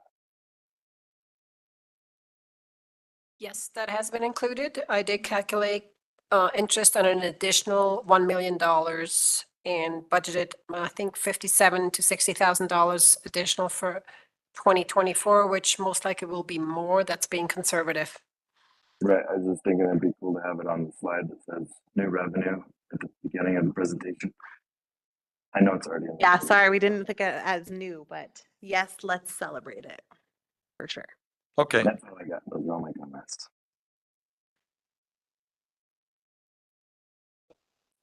I guess what we have to ask at this point, we're literally sticking another month into our cycle.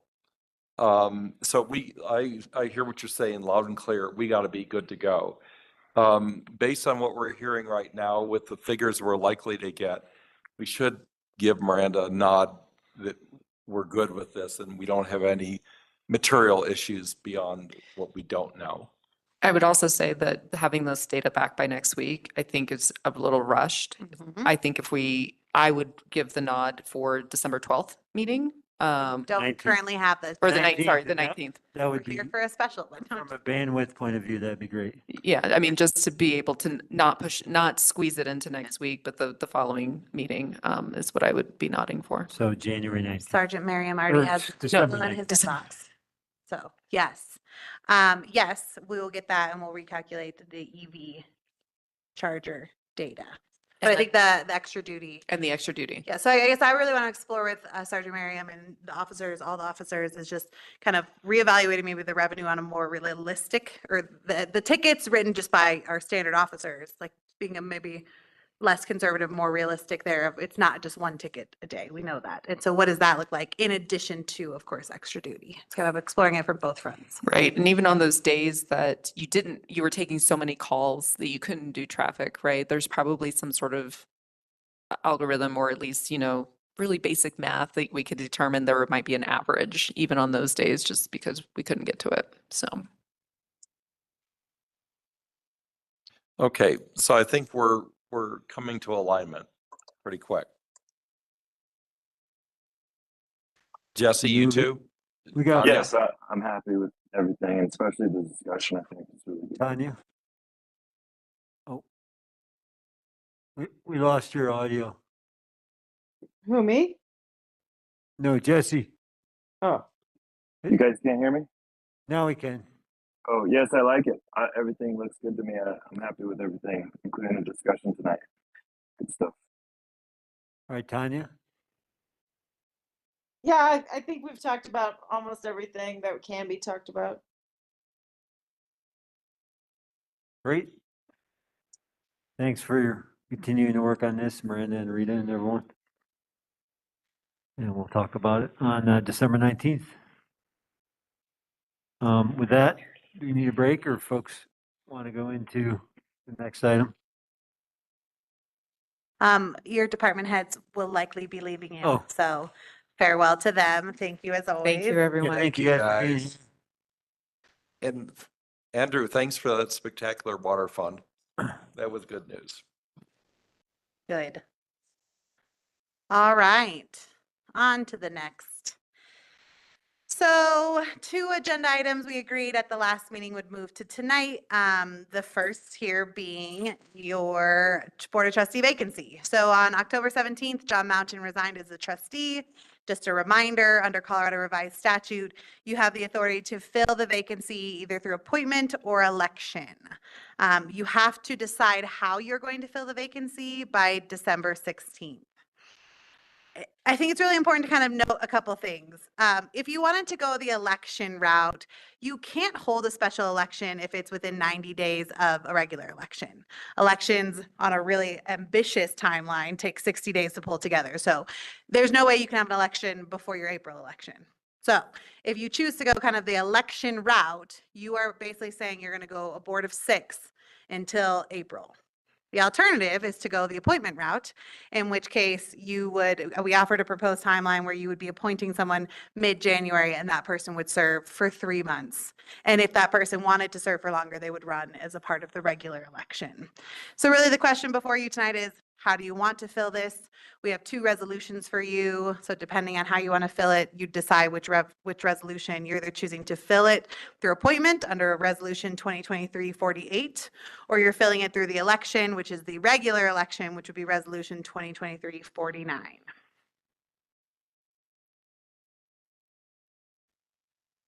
Clarifying questions. Yep. I'll go first. I've always wanted to go for an appointment. I think number one, there's the issue of making quorum, which and then there's the issue of deadlocks, which we went through briefly when we had 6 before, and I think we didn't get a lot of stuff done in the process. Also, I think that whoever, if somebody's going to step in and be appointed, I'd want to ask upfront from that podium if they're willing to commit to running in the next election, because I don't want to bring somebody in and have a lot of dust thrown and then have them not continue with us going forward. Thanks, Tom. I'm gonna change subject real fast. Thanks you guys for being here. That information was very helpful. Just saying goodbye to the Boulder County Sheriff's. And I'll slow down. Or folks on time. Thanks. Thanks, Tom. Are there any clarifying questions, I guess, first of all, because as an action item, we'll have clarifying questions, discussion, and then, or public comment, and then discussion. And I have motions. no questions. I have no questions. All right, Tanya and Jesse, do you have any? No questions. No questions.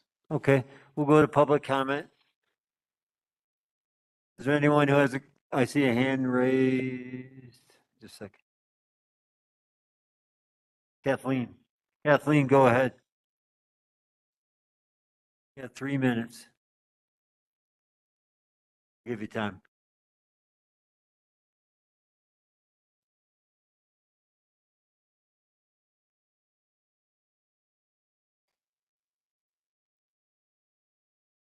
I felt safe. Yeah. Expected some trouble. Hello. Go ahead, Kathleen, we can hear you. Thank you. Sorry about that.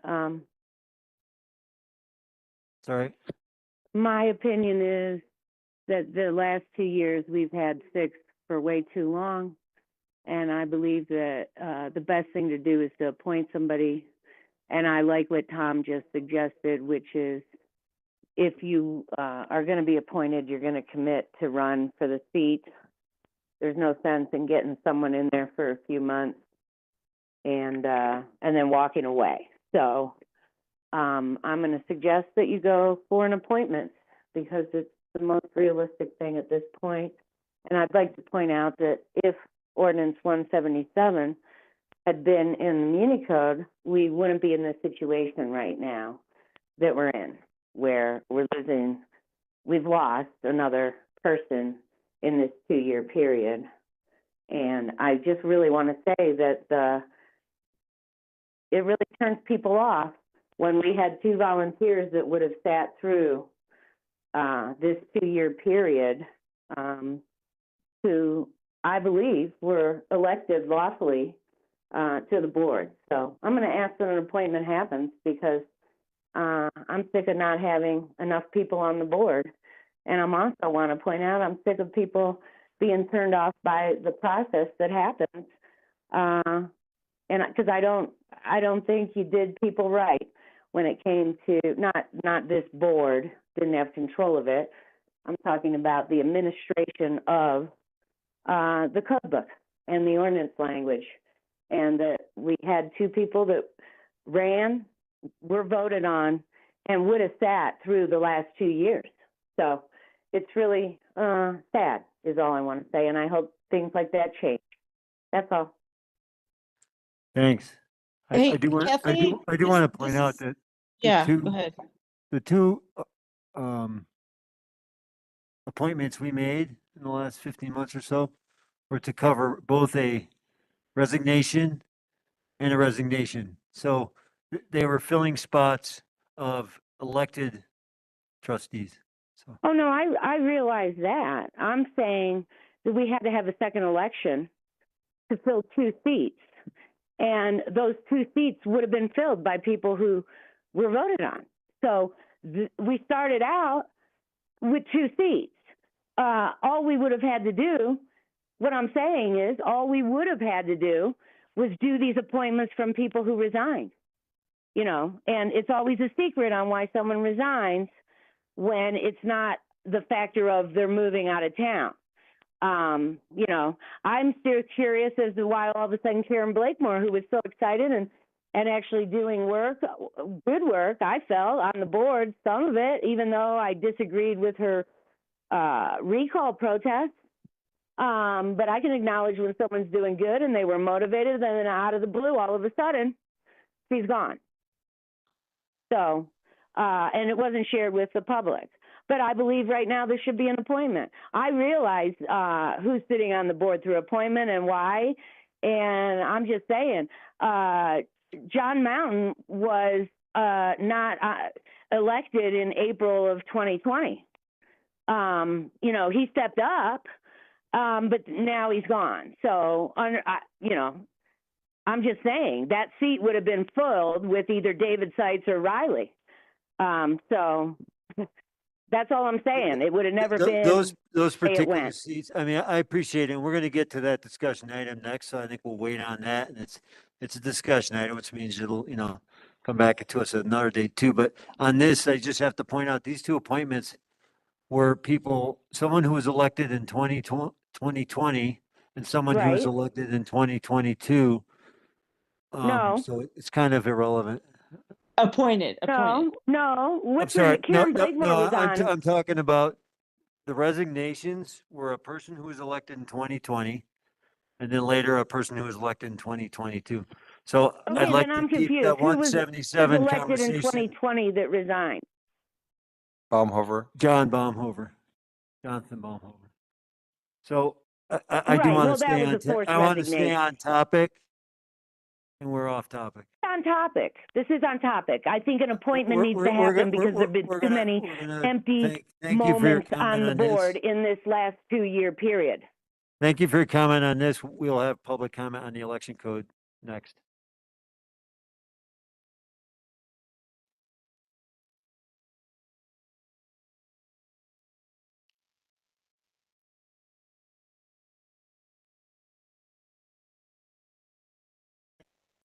Any other public comments?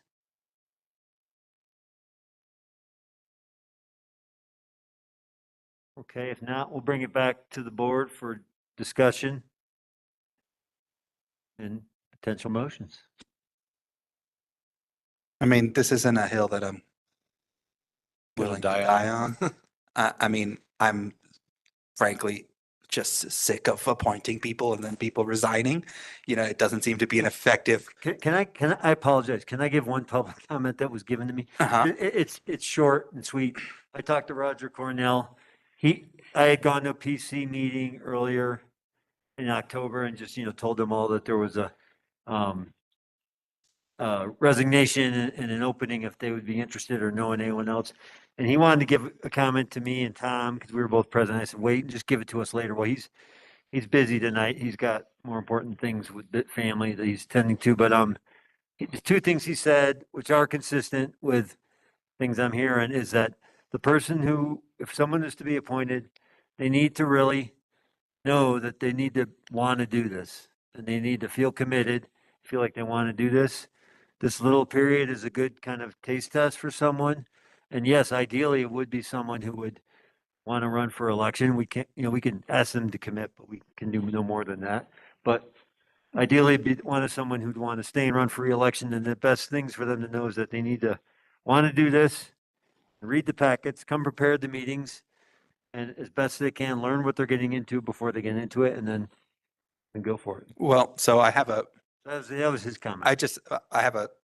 If we can't do this, then we can't do this, right? But if we're going to go for appointment, if that's what we decide, I was thinking about this earlier today, actually.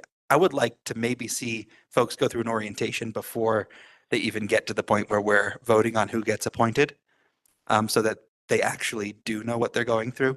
Like, if they want to be appointed to the board, I would like them to attend an orientation that they have to make time for, because that's what you have to do when you're on this board. You have to make time for things, right? And show up, get oriented to policy procedure, what they would be doing, why they would be doing it, that they're only doing it for this amount of time and all those things.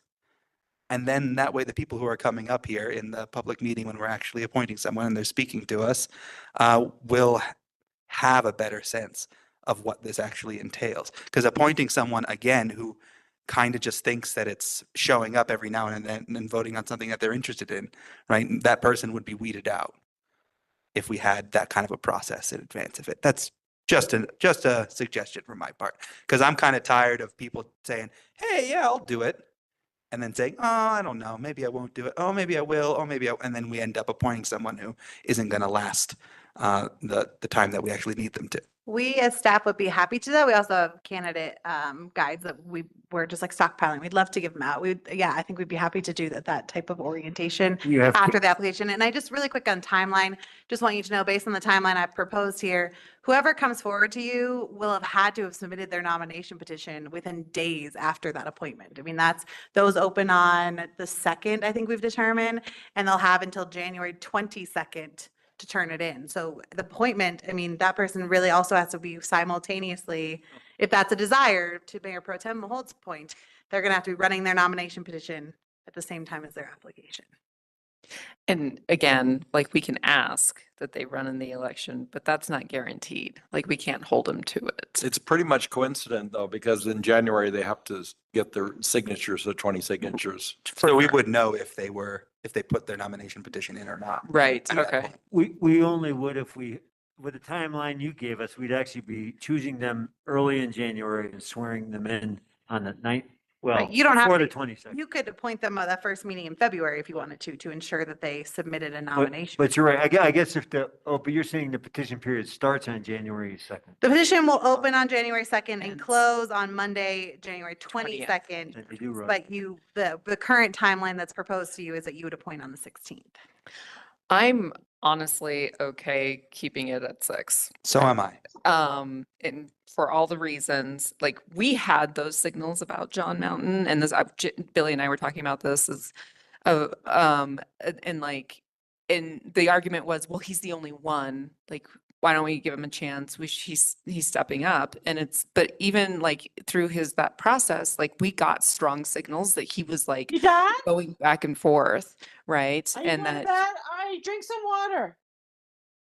Tanya, thank you, you're not on Tanya. mute. I'll do that. Tanya and me, thanks. Wait, me drink water or someone I'm else? talking to her. Oh. Someone else.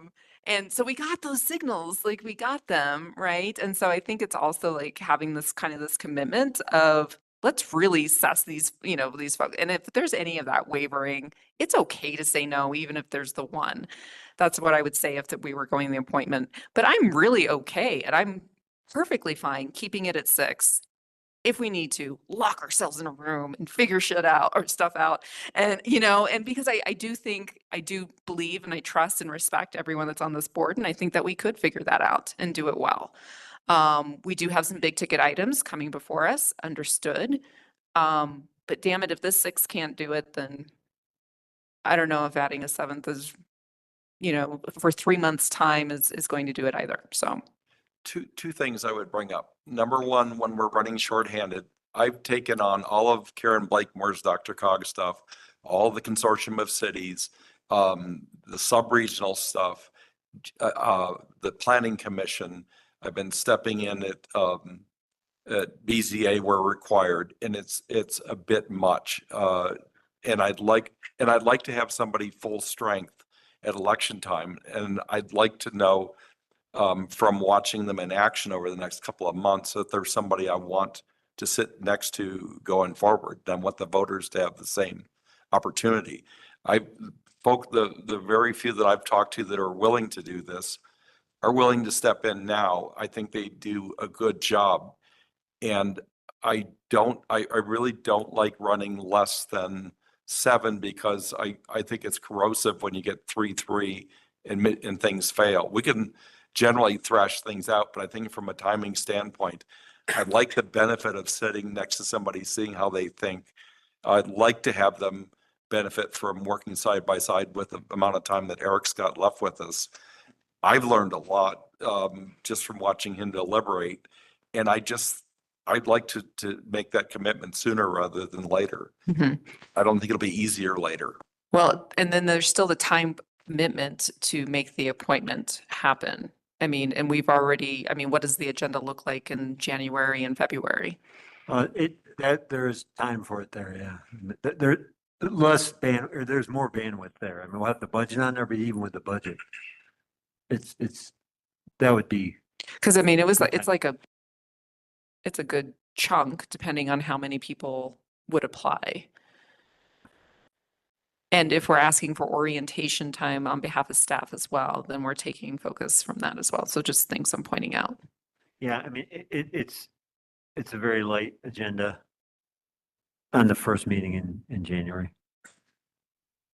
With even flexibility, other things. Yeah, but we'll have the budget, right? It's in there. Yeah, we didn't get a lot of, I don't think any of our orientations took a lot of staff time. I think that there was the kickoff meeting where we had to learn the rules from Jennifer Madsen. But I think what you're asking for is like a dedicated orientation. Which would be before.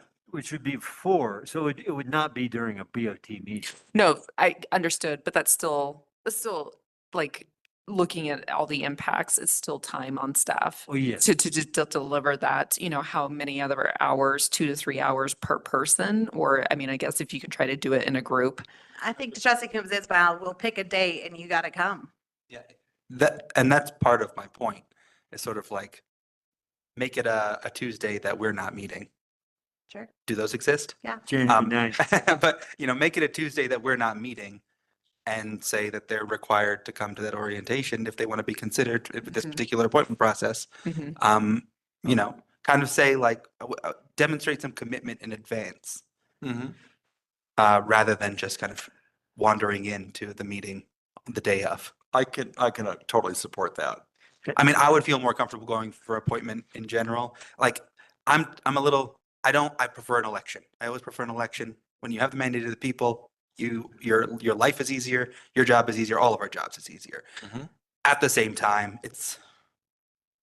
I recognize that it's a number of months and that we have the power to appoint, and we're essentially reneging on that responsibility if we don't do it. I've always been fine with 6. I don't find it troublesome to me. You need 4 to pass something with 7. You need 4 to pass something with 6. It's you're kind of looking for the same number of votes in the end. Yeah, you have one less person to find it from. But at the same time, if we're going to go appointment, I would like to see a process. Yeah, I'm looking more rigorous for continuity because, there's a lot of folks up for election and there's a chance that it could be a totally different board. So I'm trying to find some continuity. Tanya and I are the only ones that aren't running this time and will be here. And I'd hate to look around and have everybody else at the table new with no experience. Not that I'm saying you guys are going to win, but there is that possibility. Is he betting against us already? I mean, God, I hope I don't win. If it's the stock, I'll sell it short. somebody write in Eric's name, okay? Write in Eric's name. So, yeah, and we've made some big commitments and we really have to come on the housing stuff, for instance, we have to come out of the chute strong next year to hit these goals. So I just feel like for continuity's sake, and so I know who I'm working with and we get to know each other and have a decent chemistry, I prefer sooner rather than later. I could live with 6. I think we're doing quite well right now, but I'm thinking a little bit bigger than that. Thanks, Tom. Tanya and Jesse? I'm in favor of appointment for all the reasons already mentioned. And I will see Eric's request for an orientation and raise him one DOT meeting to attend as well. I think that's also important. That I think that would show well. And I also like Tom's recommendation that we, to the extent that we could advertise that we're looking for candidates who are interested in running for office for BOT. And then, if we're relatively aligned in that selection, I think I would like for us to raise the bar. And I'd like for us to raise the bar on our campaigning as well for the upcoming election too. I think we could do more to get the word out and whatnot, but I'm in favor of appointment. We could go at 10 and vote them off the island. Tanya? Well, I mean, I've been thinking all along, I just want to wait for the election because it's not that far away. By the time we get this person appointed, what are we looking at? Mid-January? Like, when would we have the hearings for the appointments? What's the deadline on that? We have to get people. If we released applications tomorrow, we'd be looking at about the 20th of January or December that they'd be due, which means there'd be 2 BOT meetings they could attend, plus December 12th, potentially, they could do the training. I think I would do the orientation after the applications were due. That way I knew who the applicants were. Okay. And do it like the following week, 26th?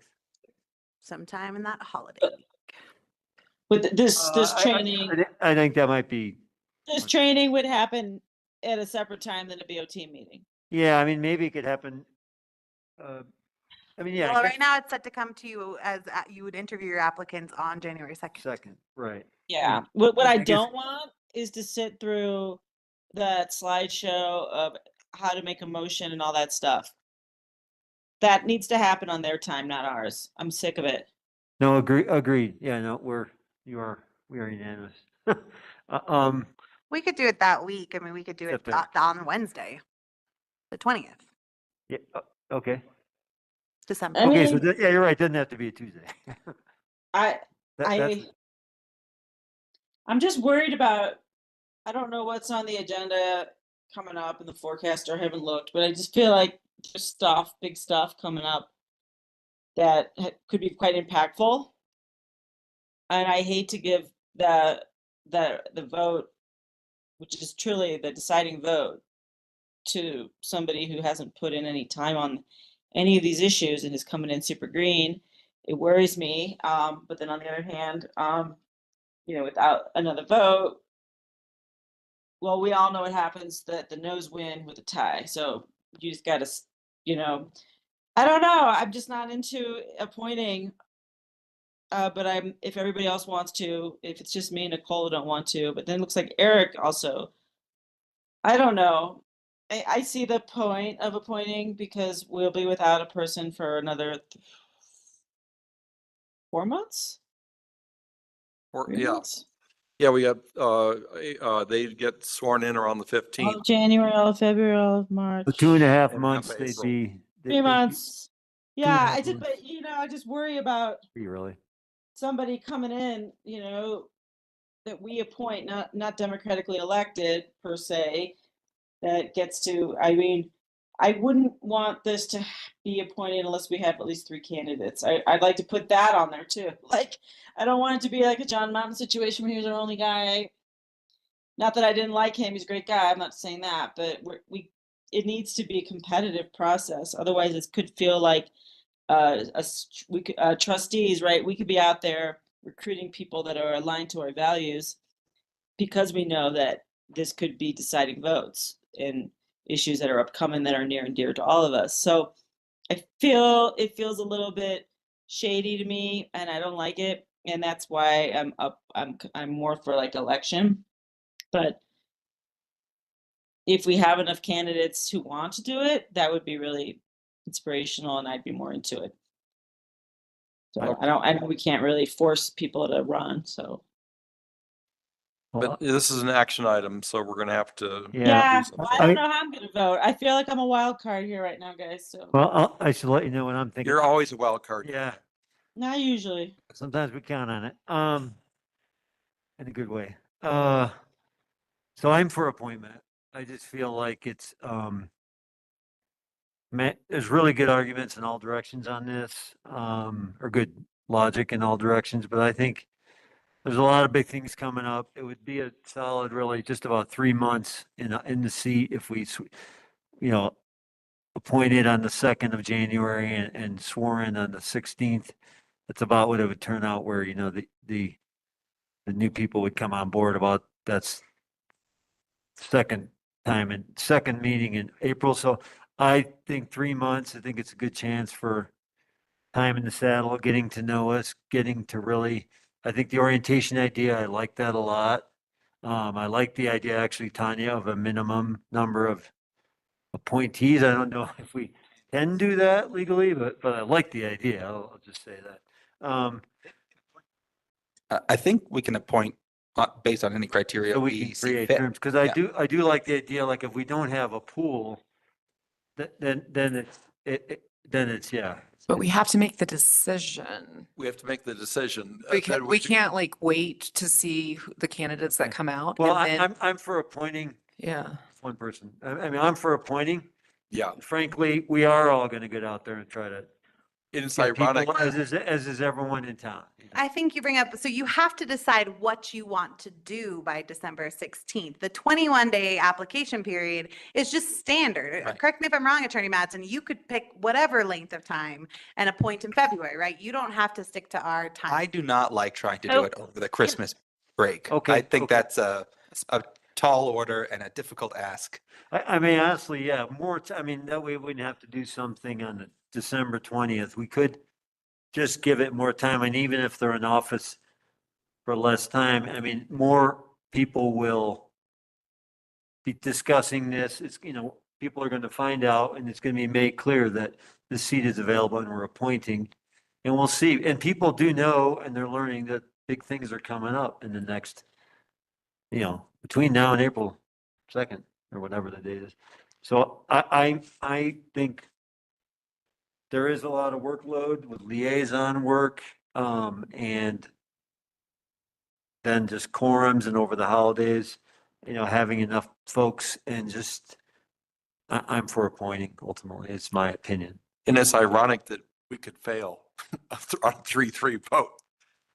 What do you mean? What? If we vote and we come up 3-3, the motion Oh, fails. tonight. Which would be poetic justice. In the nose win. I think Attorney Matson was gonna maybe chime in on maybe a little bit of what I was just saying time-wise.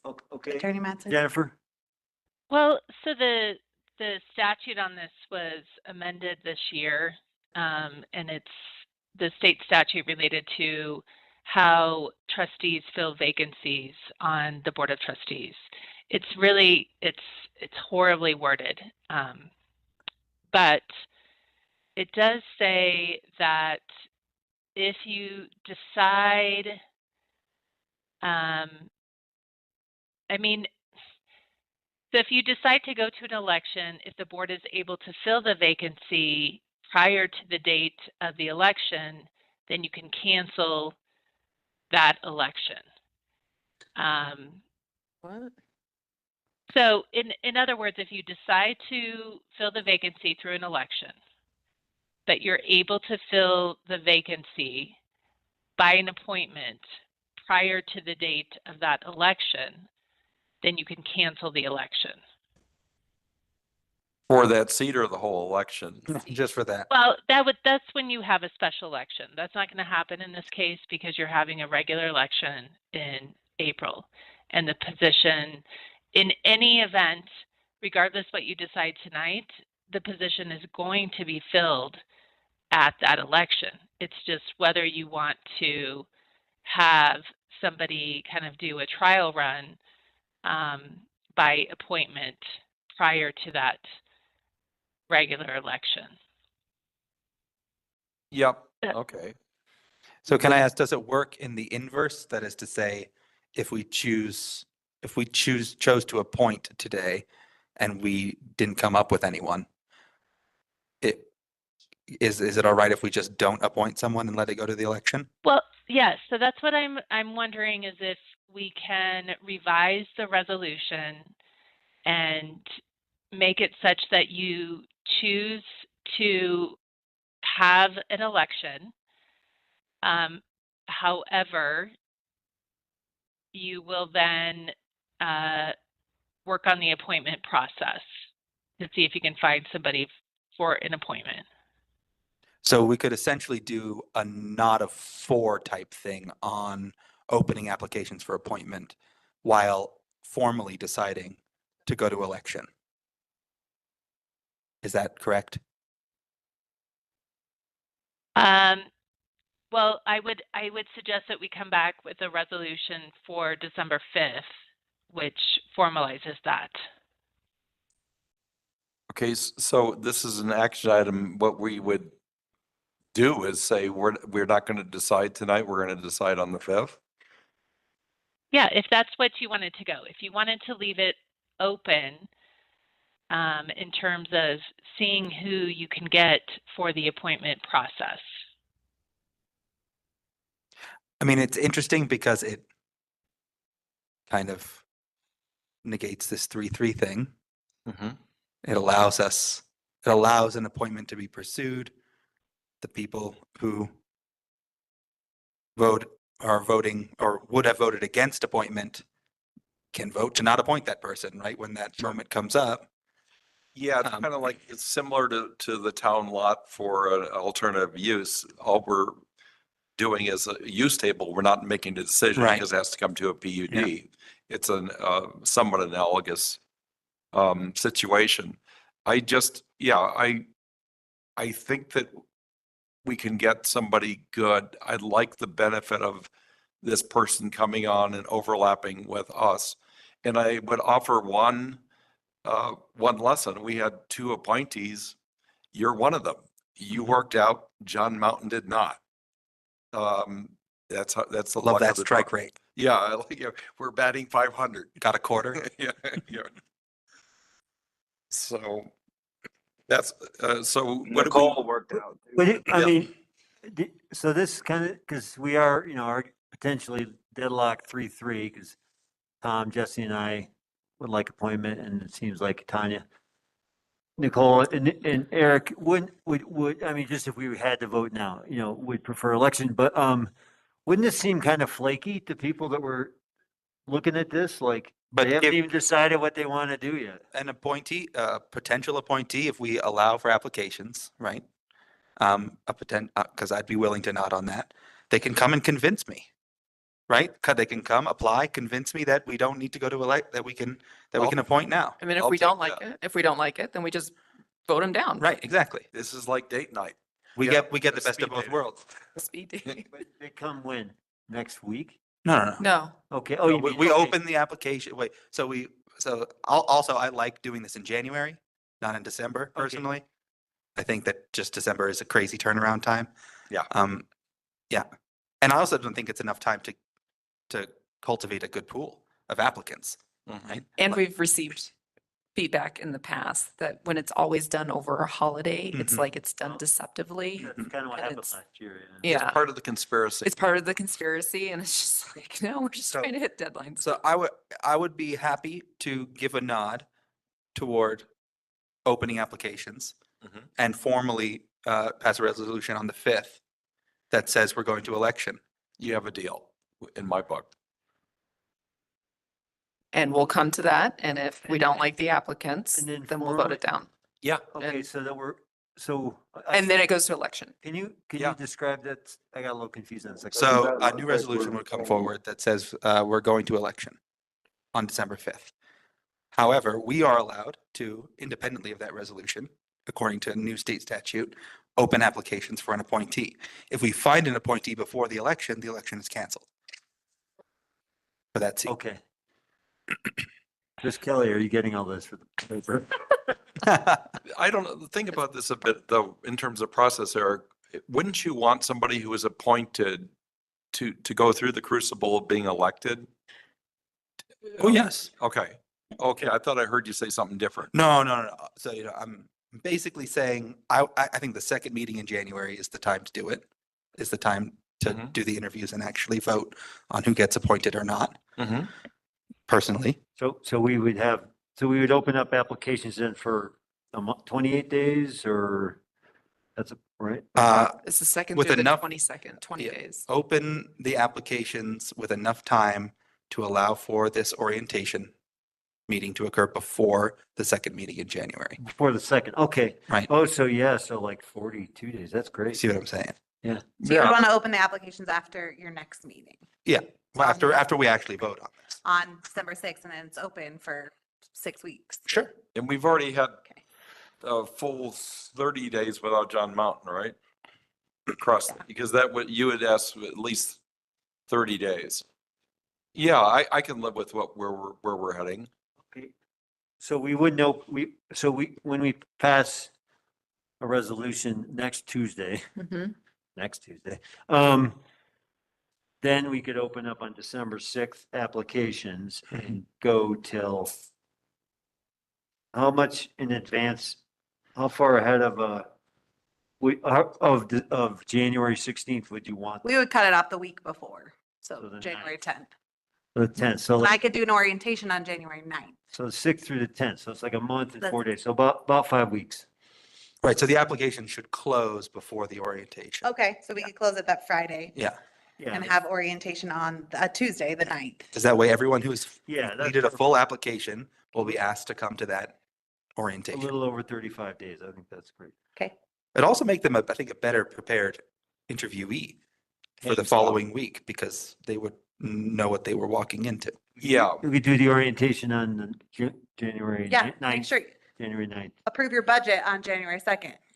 Otherwise, you're joining us for that orientation to approve your budget. That's true. I also don't think that after all the work that we've done on this budget, Right. Yeah. bringing in an appointee a week before No. we intend on passing that budget, that could be a recipe for disaster. I think they. No, they wouldn't have been sworn in anyways, but I like Yeah. pushing that out either way. They Yeah, wouldn't be sworn in until the 16th. Yeah, it would be grossly unfair, even though they're gonna have to live with it. Yeah. Going forward. Okay, have we met the requirements of an action item? So one of us needs to move to, I move to continue this item to the December 5th agenda. second. Okay, Actually, real quick, just a quick discussion. Jesse and Tanya, was there anything you haven't really? Yeah, I mean, I'm trying to take it all in and think about it and digest it all. It sounds it's coming fast. So if I could just ask some questions back to recap and make sure I'm understanding Yes. correctly. So I think I understand. But so so if we pass a resolution to go to election, and then meanwhile we also put out a request for applications for appointment, right? That's kind of what we're saying. Yes. So would that election be at the normally scheduled election that we already know is coming up? Or would that be a different election? It would have to be, and it would be in the normal election cycle with the other same four election seats. that everyone else is already running for. the April election, yeah. Okay, so why do we have to pass a resolution to elect somebody at that time? Because that's already an election and there's already a vacancy there. Because the state requires us to make a decision by a certain date this month. Next month, sorry. It's not December yet. Sorry. So basically, this is almost like a way of sidestepping making a decision by saying, well, we're going to decide to do it with election, but we could still keep the door open to appointment, right? Yeah, so the new state statute seems to give us that ability to basically have it both ways. But we're still making a decision. It's a both and. Yeah, well, what do you mean we're still making a decision? Because we're still making a decision. Yeah, we're still making a to go to decision. election. Well, in that case, also, I think that, I like the idea of keeping our options open. So I'm in support of that, generally speaking. I do have some concerns of how it comes across to the public, and I want to make sure that we have good advertising and public outreach with regard to that, this is how we're doing it, so that it doesn't look weird. I think Brandon can handle that. I think that to me, the right messaging would be that we are opening applications for an appointment to the Board of Trustees. If no appointment is made, it will go to an election. Yeah, we've In basically, April. Yeah. we've covered ourselves, because if Okay. no appointment is made, we've covered ourselves that it's going to be election if not appointment. Okay, I like all that. What? I have a couple more things to say, but Go ahead. Oh, just so I love the orientation concept. I also like the idea of people coming to a board meeting at least once and just kind of sitting and shadowing and seeing what it's like. I also like the idea of favoring and advertising for somebody who wants to actually run for re-election. If they're in the event they're appointed, I would like for them to be on the ballot. It seems like we're all in favor of targeting and selecting for somebody who's interested in staying on board and going the distance and having some continuity. Am I correct? Yes. So is there a way, can we build that into our campaign to attract candidates or for appointment? So is that like some kind of boilerplate application that says apply for appointment, or can we say, we really want you to consider being a board member for the long haul. We want you to do this orientation and we want you to come to a meeting. Miranda, can we add a checkbox to the application that says, do you intend on running in the April 2024 election for this position? Yeah, sure. Attorney Matson, I don't see why not. Yeah, I don't have any concerns with that. When is the deadline for turning in, this is Tanya, for the turning in the signatures, when is that final date? It's Like end of January January? 20th, isn't it? January 22nd. We haven't, so just caveat, we haven't finalized the election calendar, but we believe it's to be the 22nd of January. Approximately. Couldn't we make our final decision then after those names have been turned in? I mean, I think we could go with the honor system if if they already have their petition. Oh, you know, they're going to have half their signatures at least, and they will have gone through some effort to start rounding up signatures. I think it would be fine to do it a week. You could get the rest prior. of their signatures at the interview itself. Yeah, Because we could all just sign it. Yeah, They're very well right. That's right. We can sign it. And Billy, sign yours William Giblin this time. Figured that. That's why. I thought about that later. So yeah, I'm in favor of this idea. I think it's really good. We signed each other's and I wrote Billy, but I wrote it on mine too. So I got DQ'd from mine and Tom's, and Tom got DQ'd from mine and his, because we both signed for two mayor candidates. Lesson learned. There is a motion on the table, just for the record. Okay, Yeah, in the second, Tanya, I just want to hear, Jesse, did you have anything else? Yeah, No, I think this is a favor. good strategy. Good. Okay, Jesse, thank you, I'm sorry. Jesse, were you done or? No, I said everything, and I like this idea, and I want to vote. I'll second it if it wasn't already. It's seconded. 6 can figure this out. Okay, Macy, go ahead and call the roll on the motion. So I got that trustee Coombs Ismail made the motion, but can I please review who seconded that? It was a tie between Billy and I. Okay. So Nicole can. she- They could go in black and white. Goes to Nicole. All right. So calling roll, trustee Coombs Ismail, Yes. trustee Severs, Yes. trustee Sterling, yes. Mayor Pro Tem Mahol, Yes. trustee Corvalon, Yes. and Mayor Billy. Yes. Thank you. 6 unanimous. Next, we'll be moving on to our discussion item, amendments to election section of NMC. Miranda, Attorney Matt's actually going to introduce. this Jennifer, one. or Attorney Mattson. Yeah, actually, do we need a break? How about if we take 5? We take a 5-minute break, we'll come back at 9:40.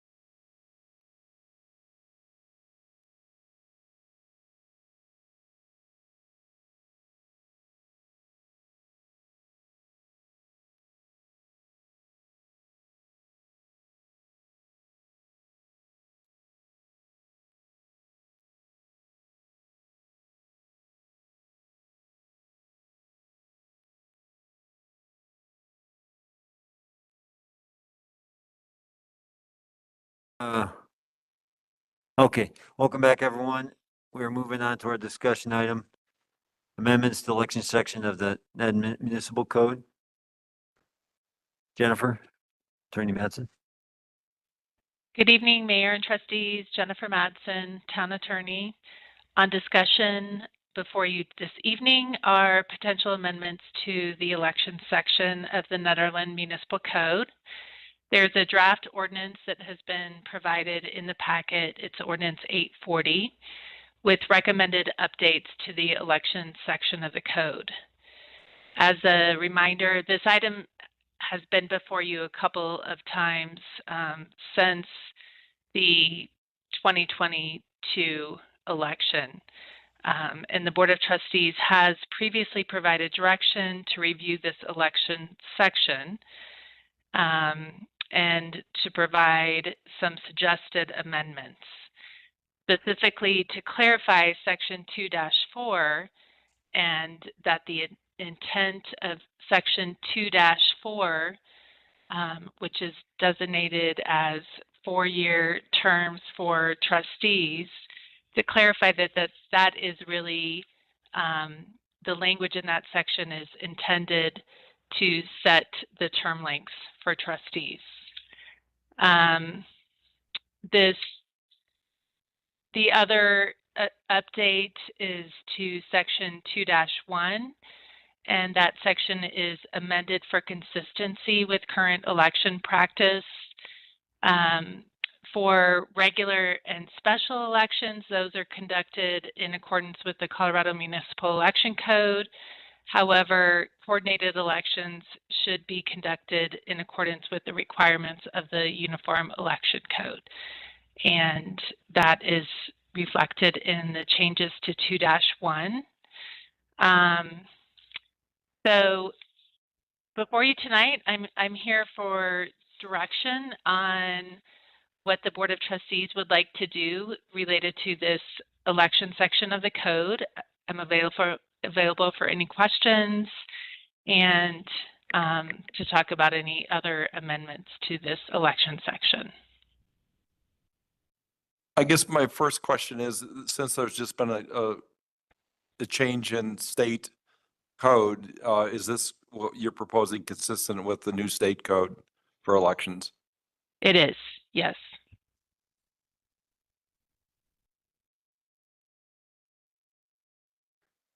More clarifying questions for Attorney Madsen? This is Tanya. I realized that ordinance 177 was never located in its paper form, and there was never any trail of what happened, the evolution of what we currently have now on the books. But the language of the vacancy section of 177 is pretty good. Is there any reason why that wasn't just kind of included in what you've got written here for us? Like something like that to deal with vacancies? Because I still feel like we're not dealing with vacancies. Well, you don't need to deal with vacancies because that is spelled out. The process is spelled out in state statute. No, I know, but I mean, like, it would be nice, like the past ordinance kind of had something in a case of when a trustee runs for mayor and then that spot gets instantly vacated within the first meeting. These are like not surprising, vacancies. And it seems burdensome for us to go through a whole appointment process when every time this happens, which probably could happen every election, really. So I'm just curious why that section of 177, I think it's 10, wasn't just kind of that sentiment wasn't brought over into what we're looking at now. Okay, so just to clarify something for the record is that Ordinance 177 was located. Ordinance 435, the Municipal Election Code of 1996, which Ordinance 435 adopted by reference, that is what has not been located. I didn't have direction from the Board of Trustees to include the language of Section 10 from vacancies in this draft ordinance that's before you tonight. I would say from a legal perspective, it's not consistent with state statute. State statute allows for vacancies to be filled through an election process, a special election, and Section 10 doesn't provide for that option. So potentially there could be a legal challenge if Section 10 were added. And at the same time, I don't know if there are 4 of you who have an interest in including that language. And essentially the language is that vacancies are filled by appointment, and the person holds a position until the next regular election. I feel like I'm missing something. I'm reading the section 10 vacancies in ordinance 177, and even though I know that there was a different ordinance that then adopted it, and this is not in the Muni Code, and it's probably not the law, but I'm not seeing anything in that language that actually solves any of the problems that we've discussed before. Am I misread? I'm trying to figure out where the reading of it says that, like, the next in line trustee will next in line candidate for trustee will become a trustee if a mayor is elected from among the trustees. I don't see any language in there that would account for that. So does Section 10 actually solve any of these problems? I'm not seeing it. It only specifies that the vacancy would be filled by appointment. Right. Oh, I guess I'm reading it differently. And I guess I'm reading at the end. I feel like we've gone through this already. Candidates receiving the next highest number of votes in a setting order shall be elected to fill the unexpired terms. So where a vacancy or vacancy exists in the office of a trustee, Right, the and a vacancy has to successor are to be exist first. elected at the next election to fill the unexpired terms. It still requires. Well, I there to guess be a it is vacancy pretty already. vague. I'm implying that's what it means. Yeah, I mean, my reading of it is that it's exactly the same as the process we just did, which was annoying to everybody I know. But my reading of it, I mean, maybe it is vague, but my reading of this language doesn't actually solve any of our problems. I'm kind of with you, Tanya. I think it would be nice if it were not, if it's not illegal, for us to do it, for us to have a codified procedure for if a trustee runs for mayor and a vacancy is left there, because it does seem absurd to then act like that was a surprise, right after. I understand that state statute provides a solution, but the solution that it provides feels bad, I guess, to the community. And for that reason alone, I think it makes sense to come up with our own process if that's what this community wants.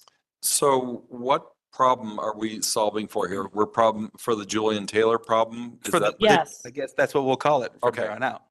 Okay, so then the situation is Tanya or I decide to run against Billy. Right. One of us prevails, and then the position is open, then what? So Attorney Mattson, how would what you're proposing here deal with that? It doesn't at all. So the language in the draft ordinance doesn't deal with that situation. Trustee Corvalon had suggested a process that is identified on page 3 of the AIM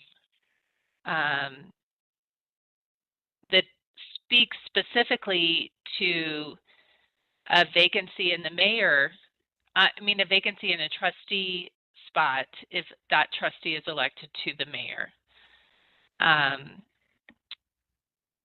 So that's something that you could do. Again, I think it may be subject to a legal challenge, but What maybe would not. be the basis for the challenge because it conflicts with state code?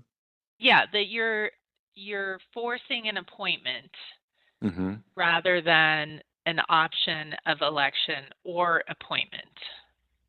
Okay. So to cure that, you'd have to say the board can either go to an election or appoint. Is that? Which is already the case. Yeah, it's already But there. we don't need to say that in our own election code because it's already Okay. the case. mean- And what Tanya is suggesting is that we basically force an appointment if the next person in line is within 10% of the person who has the lowest votes who won. Yeah, and that may be not, maybe it should be 20%. That doesn't, it seems, I don't should know. be- I just threw that out honestly, I there. think it should be The reason pretty I put close. that was that people would be like, well, this guy only got 10 votes, so why should we be forced to put him in? You know, and I agree with that, I guess. I did think So that would if be problematic. somebody's- Yeah. Yeah, but if somebody's close, I think maybe it's 20% is the right number. I don't know, but then it seems like they did have a fair amount of popular support, and it would be the logical candidate to fill it. And Tanya, I think it's actually a really elegant solution to the problem. I think that it preserves a democratic process. It, makes sure that that person does have somewhat of a mandate, even if they lost, as Julian Taylor would have said, they're the loser, but we would know, right? We would know that there was a mayoral race. We would know that there's a potential vacancy. Everyone running would know that it could be either the top 3 or the top 4 who become a trustee, right? And so I think it makes sense. I think it's a really good way to solve it, Tanya, as long as thank you. we're not running afoul of Colorado state law and leaving ourselves up to yet more legal trouble with elections. What I would say if somebody challenged it is that you just preemptively made the decision. You have put it in your code that you've decided that this is a way it's going to, you're going to handle these types of vacancies. You're going to do it by appointment, and it's going to be based on votes for candidates in the election, and that it's a preemptive decision. It still complies with state statute because it's an appointment and you're allowed to appoint. So that's what my argument would be if somebody tried to raise an issue with it. Yeah, I think it's elegant. I kind of like it. What do other people think? I do. I think it's got to be a fairly tight percentage below the.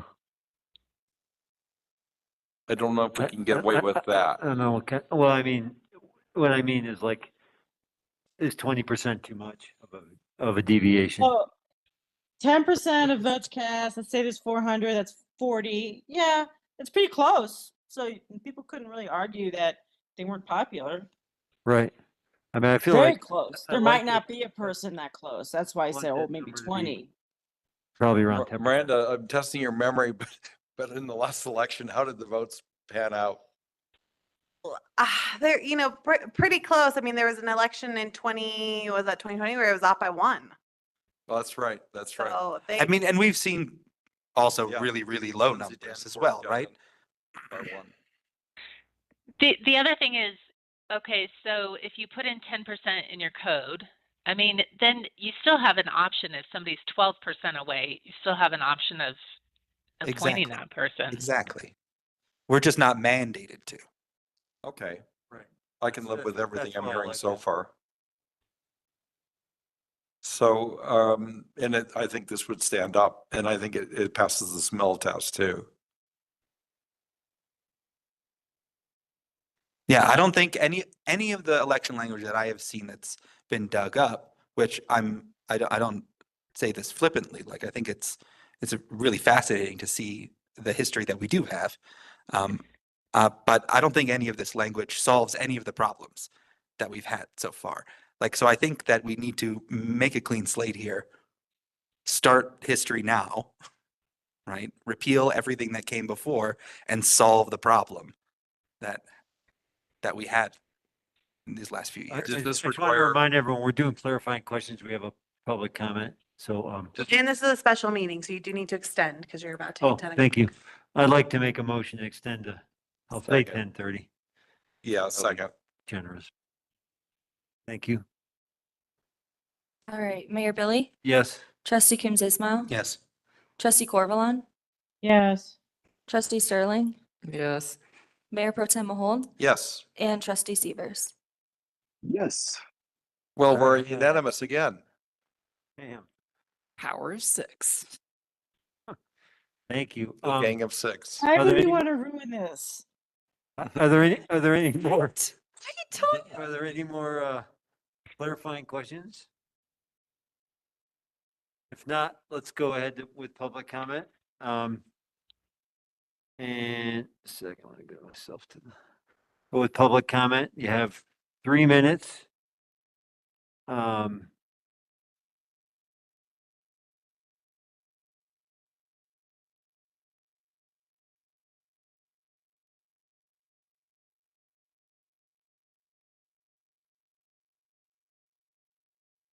Is anyone, there's no one in the room, just to be clear. Is anyone online want to make a public comment?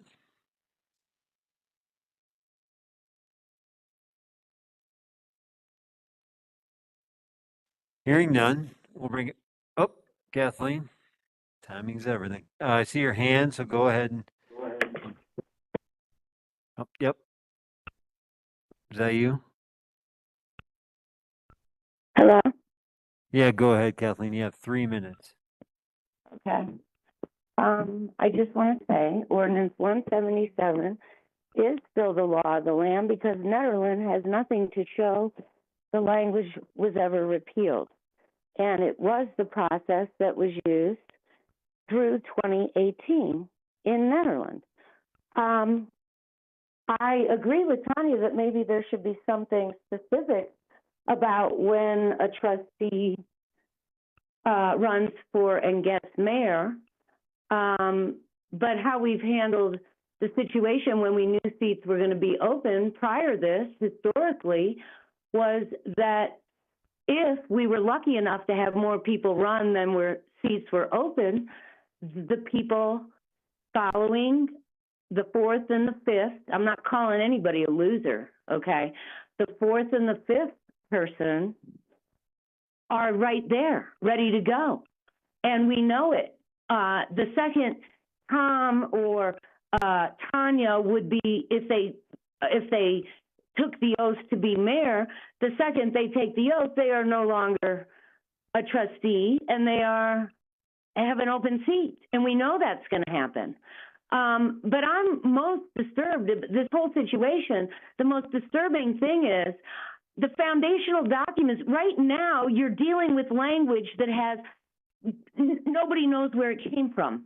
Nobody. And I brought up in January of this year that the purpose of the code in all of Chapter 1 doesn't read along with the ordinances. This is serious. And I'm sorry that most of you don't seem to think this is serious.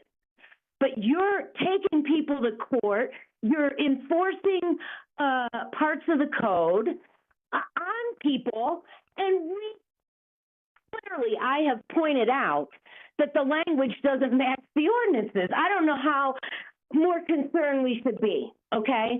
Because we don't know where the language was, and we also know that people deleted the camping language. Someone did for 9 months from the code that was online, controlled by the town in Nederland, okay?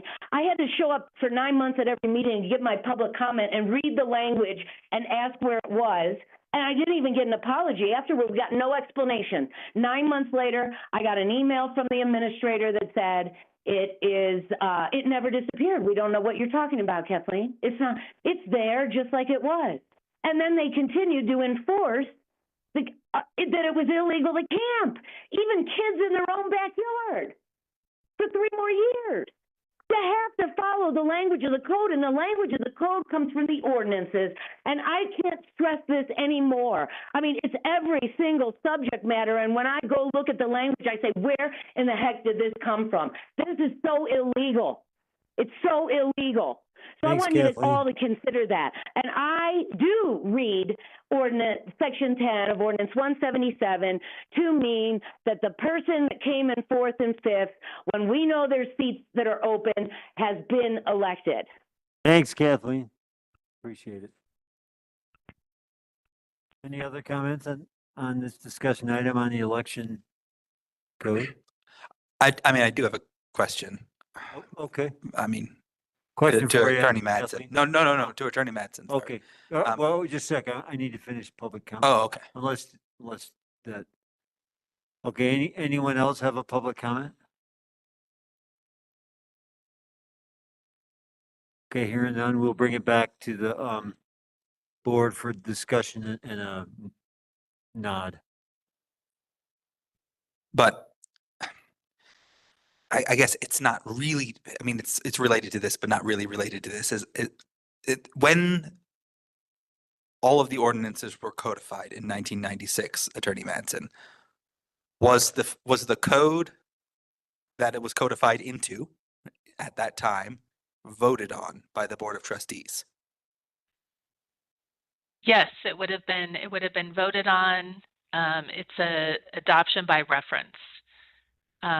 So when the Board of Trustees approved that code, which was referenced in Ordinance 435, then they would have adopted everything that's in that code book or packet, whatever form it was in, and would have approved the language. So it is possible that there were changes from language that existed prior to 1996 that were made in that 1996 municipal election or municipal code. If that makes sense. Yeah, I suspected as much. I just wanted confirmation. Obviously, we don't have the actual documents to look at from that moment, so we can't be sure what happened. And it is disturbing that we don't have that record. And I think that brings up the importance of record keeping because, you know, we don't want to be the ones who cause this problem for another board 20 years down the future. So to reinforce that, I think is important. But I do think that I don't think that Section 10 in Ordinance 177 says that. It says when there is a vacancy, then this will happen.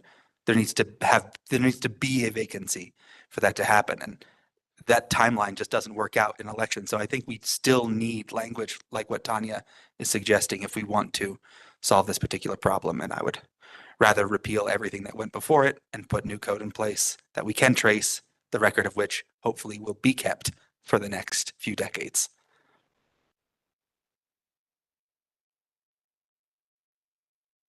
Just out of curiosity, Miranda, the 1996 book that was missing, how if our current code book, how many of them are there and where are they? So we have redundancy. Yeah, so we're required to have one code book at Town Hall that takes us up to supplement 14. We've done 3 supplements, so we've identified that we need to have those pages come. There are multiple versions with varying supplements all over town, but we have one that we can guarantee is current at all times.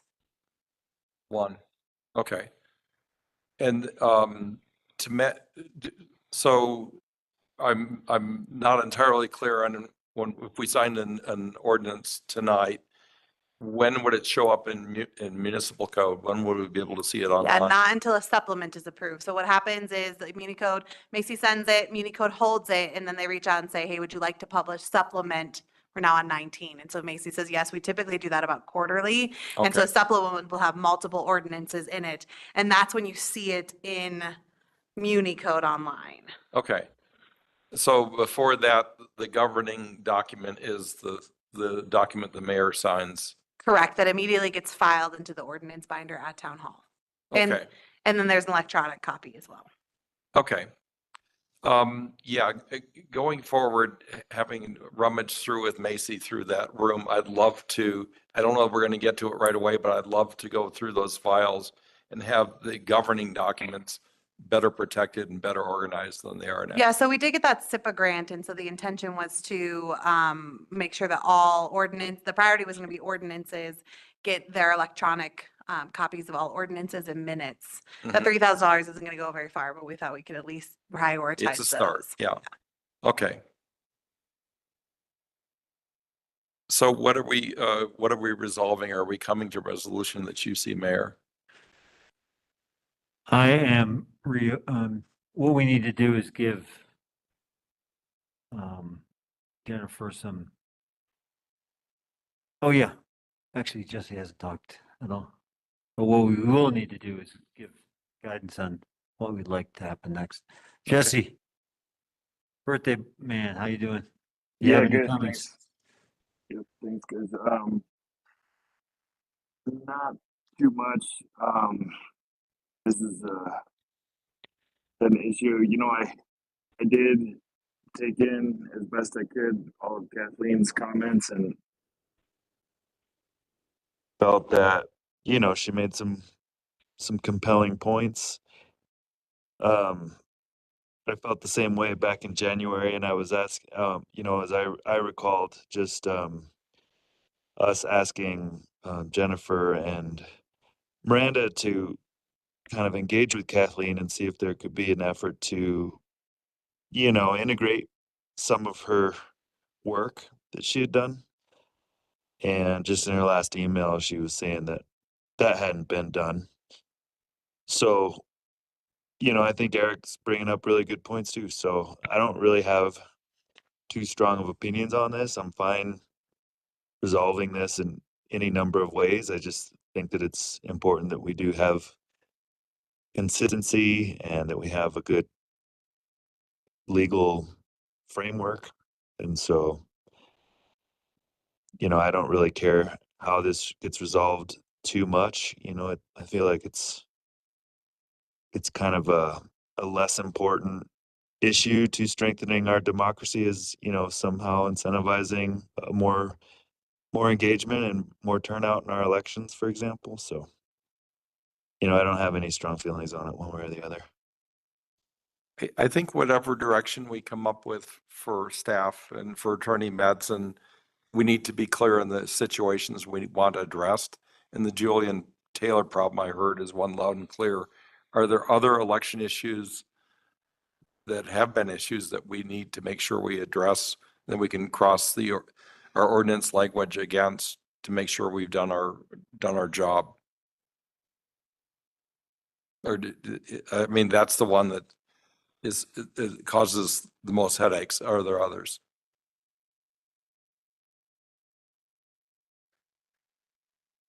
Hearing none. Yeah. I mean, I wish we Not could come to reduce trustees' term lengths, but there's no great way of doing that I've been able to think up. So I'll shut up about it. Okay. 4 years is too long? 4 years is just too long, but you can't have alternating elections without it being an even number of years, and 2 years is obviously too short. And then, yeah. Didn't they just fly by though? I'm much older. And wiser. Tanya, any other? I mean, the questions before us, you know, does the BOT have any questions on ordinance 840 or the history of the election code? Does the BOT want to make amendments to ordinance number 840? Or does the BOT have recommendations for other language to add to the election code? So those are the things for us to give guidance on. I think what I'm hearing so far, and correct me, anybody, if I'm not hearing it right, is that the language as written will address the Julian Taylor problem, as we're calling it now. It seems like it. I mean, I think we all want, what I'm hearing is everyone wants us to, what needs to come out of this is something that's clean going forward. Mm-hmm. And it does seem like the main issue, you know, the example being Julian Taylor, it is addressed with this. Okay. But I think it's none of the language that Jennifer wrote addresses Julian Taylor. It's the language that Tanya is suggesting. Yeah, so we need to So tack we that need, on. yeah, so the recommendation would be to ask Attorney Madsen to start to draft some language around what happens when a trustee, you know, goes for the mayor position and wins, Mm-hmm. based off what Tanya has proposed, And have it still stand a challenge. and still stand a challenge against state statute. Okay. Attorney Madsen, does that sound reasonable? It does, yes. I think one question I would have, if you could provide feedback on this today, Mm-hmm. would be the question of that candidate. Do you want to put some guardrails on appointment of a candidate in terms of the candidate needs to receive Yes. a certain percentage of votes or something like that? I personally like within 10% of the lowest vote getter above them, you know, of the next Okay. highest vote getter, within 10% of the next highest vote getter. Would that be considered too arbitrary? Would it stand up if challenged? I don't think it's arbitrary. You're just making a decision in terms of filling the vacancy, and then if person has 12% of the vote, then you have to decide whether you appoint that person or whether you're going to go to a special election. And that's within our rights. That's what I would argue. That's never come up before. We've had things come up that never came up before, so yeah. Okay, I can I live mean, with it hasn't come up in state case law. There hasn't been a case Okay. arguing this particular issue. Okay. Then do you think you have the guidance you need to draft this? Assuming I have not a 4, which it seems like I Oh. do, then Can we get, yes. can we get an out of 4? We're nodding. Yeah, We're this nodding is out. Tanya. Okay. Yes. Okay. Okay. Yes. We may not need the next 15 minutes. I also think it is Yay. worth thanking Kathleen Chipai for all of the research Yeah. that she did here. All this work. Yes. It's a tremendous amount of work, and it's really opened my eyes to maybe taking almost everything with a grain of salt and realizing that history has a funny way of making things look like they're clean and simple when they really aren't. You need to come back in the records room someday. It's just a few feet from here. Okay. Yeah, agreed. Thank you, Kathleen. Yeah, thank you for all that work and for your comments and for your email last night. And your emails coming in now. If we're good, I think we are done with this item. And that being said, is there any other business? If not, Let's get out and recruit. is there a motion to Motion to adjourn? adjourn? Second. Maisie? Mayor Billy, Yes. Trustee Corvalon, Yes. Trustee Sterling, Yes. Mayor Pro Tem Mahold, Yep. Trustee Severs, Yes. and Happy Trustee birthday. Coombs Whoops. Ismail. Yes. All right. The Happy meeting birthday, is Jesse. Happy birthday, Jesse. at 10:16 p.m. And happy birthday, Jesse. Happy birthday. Should be eating cake. Okay, fine. Happy birthday.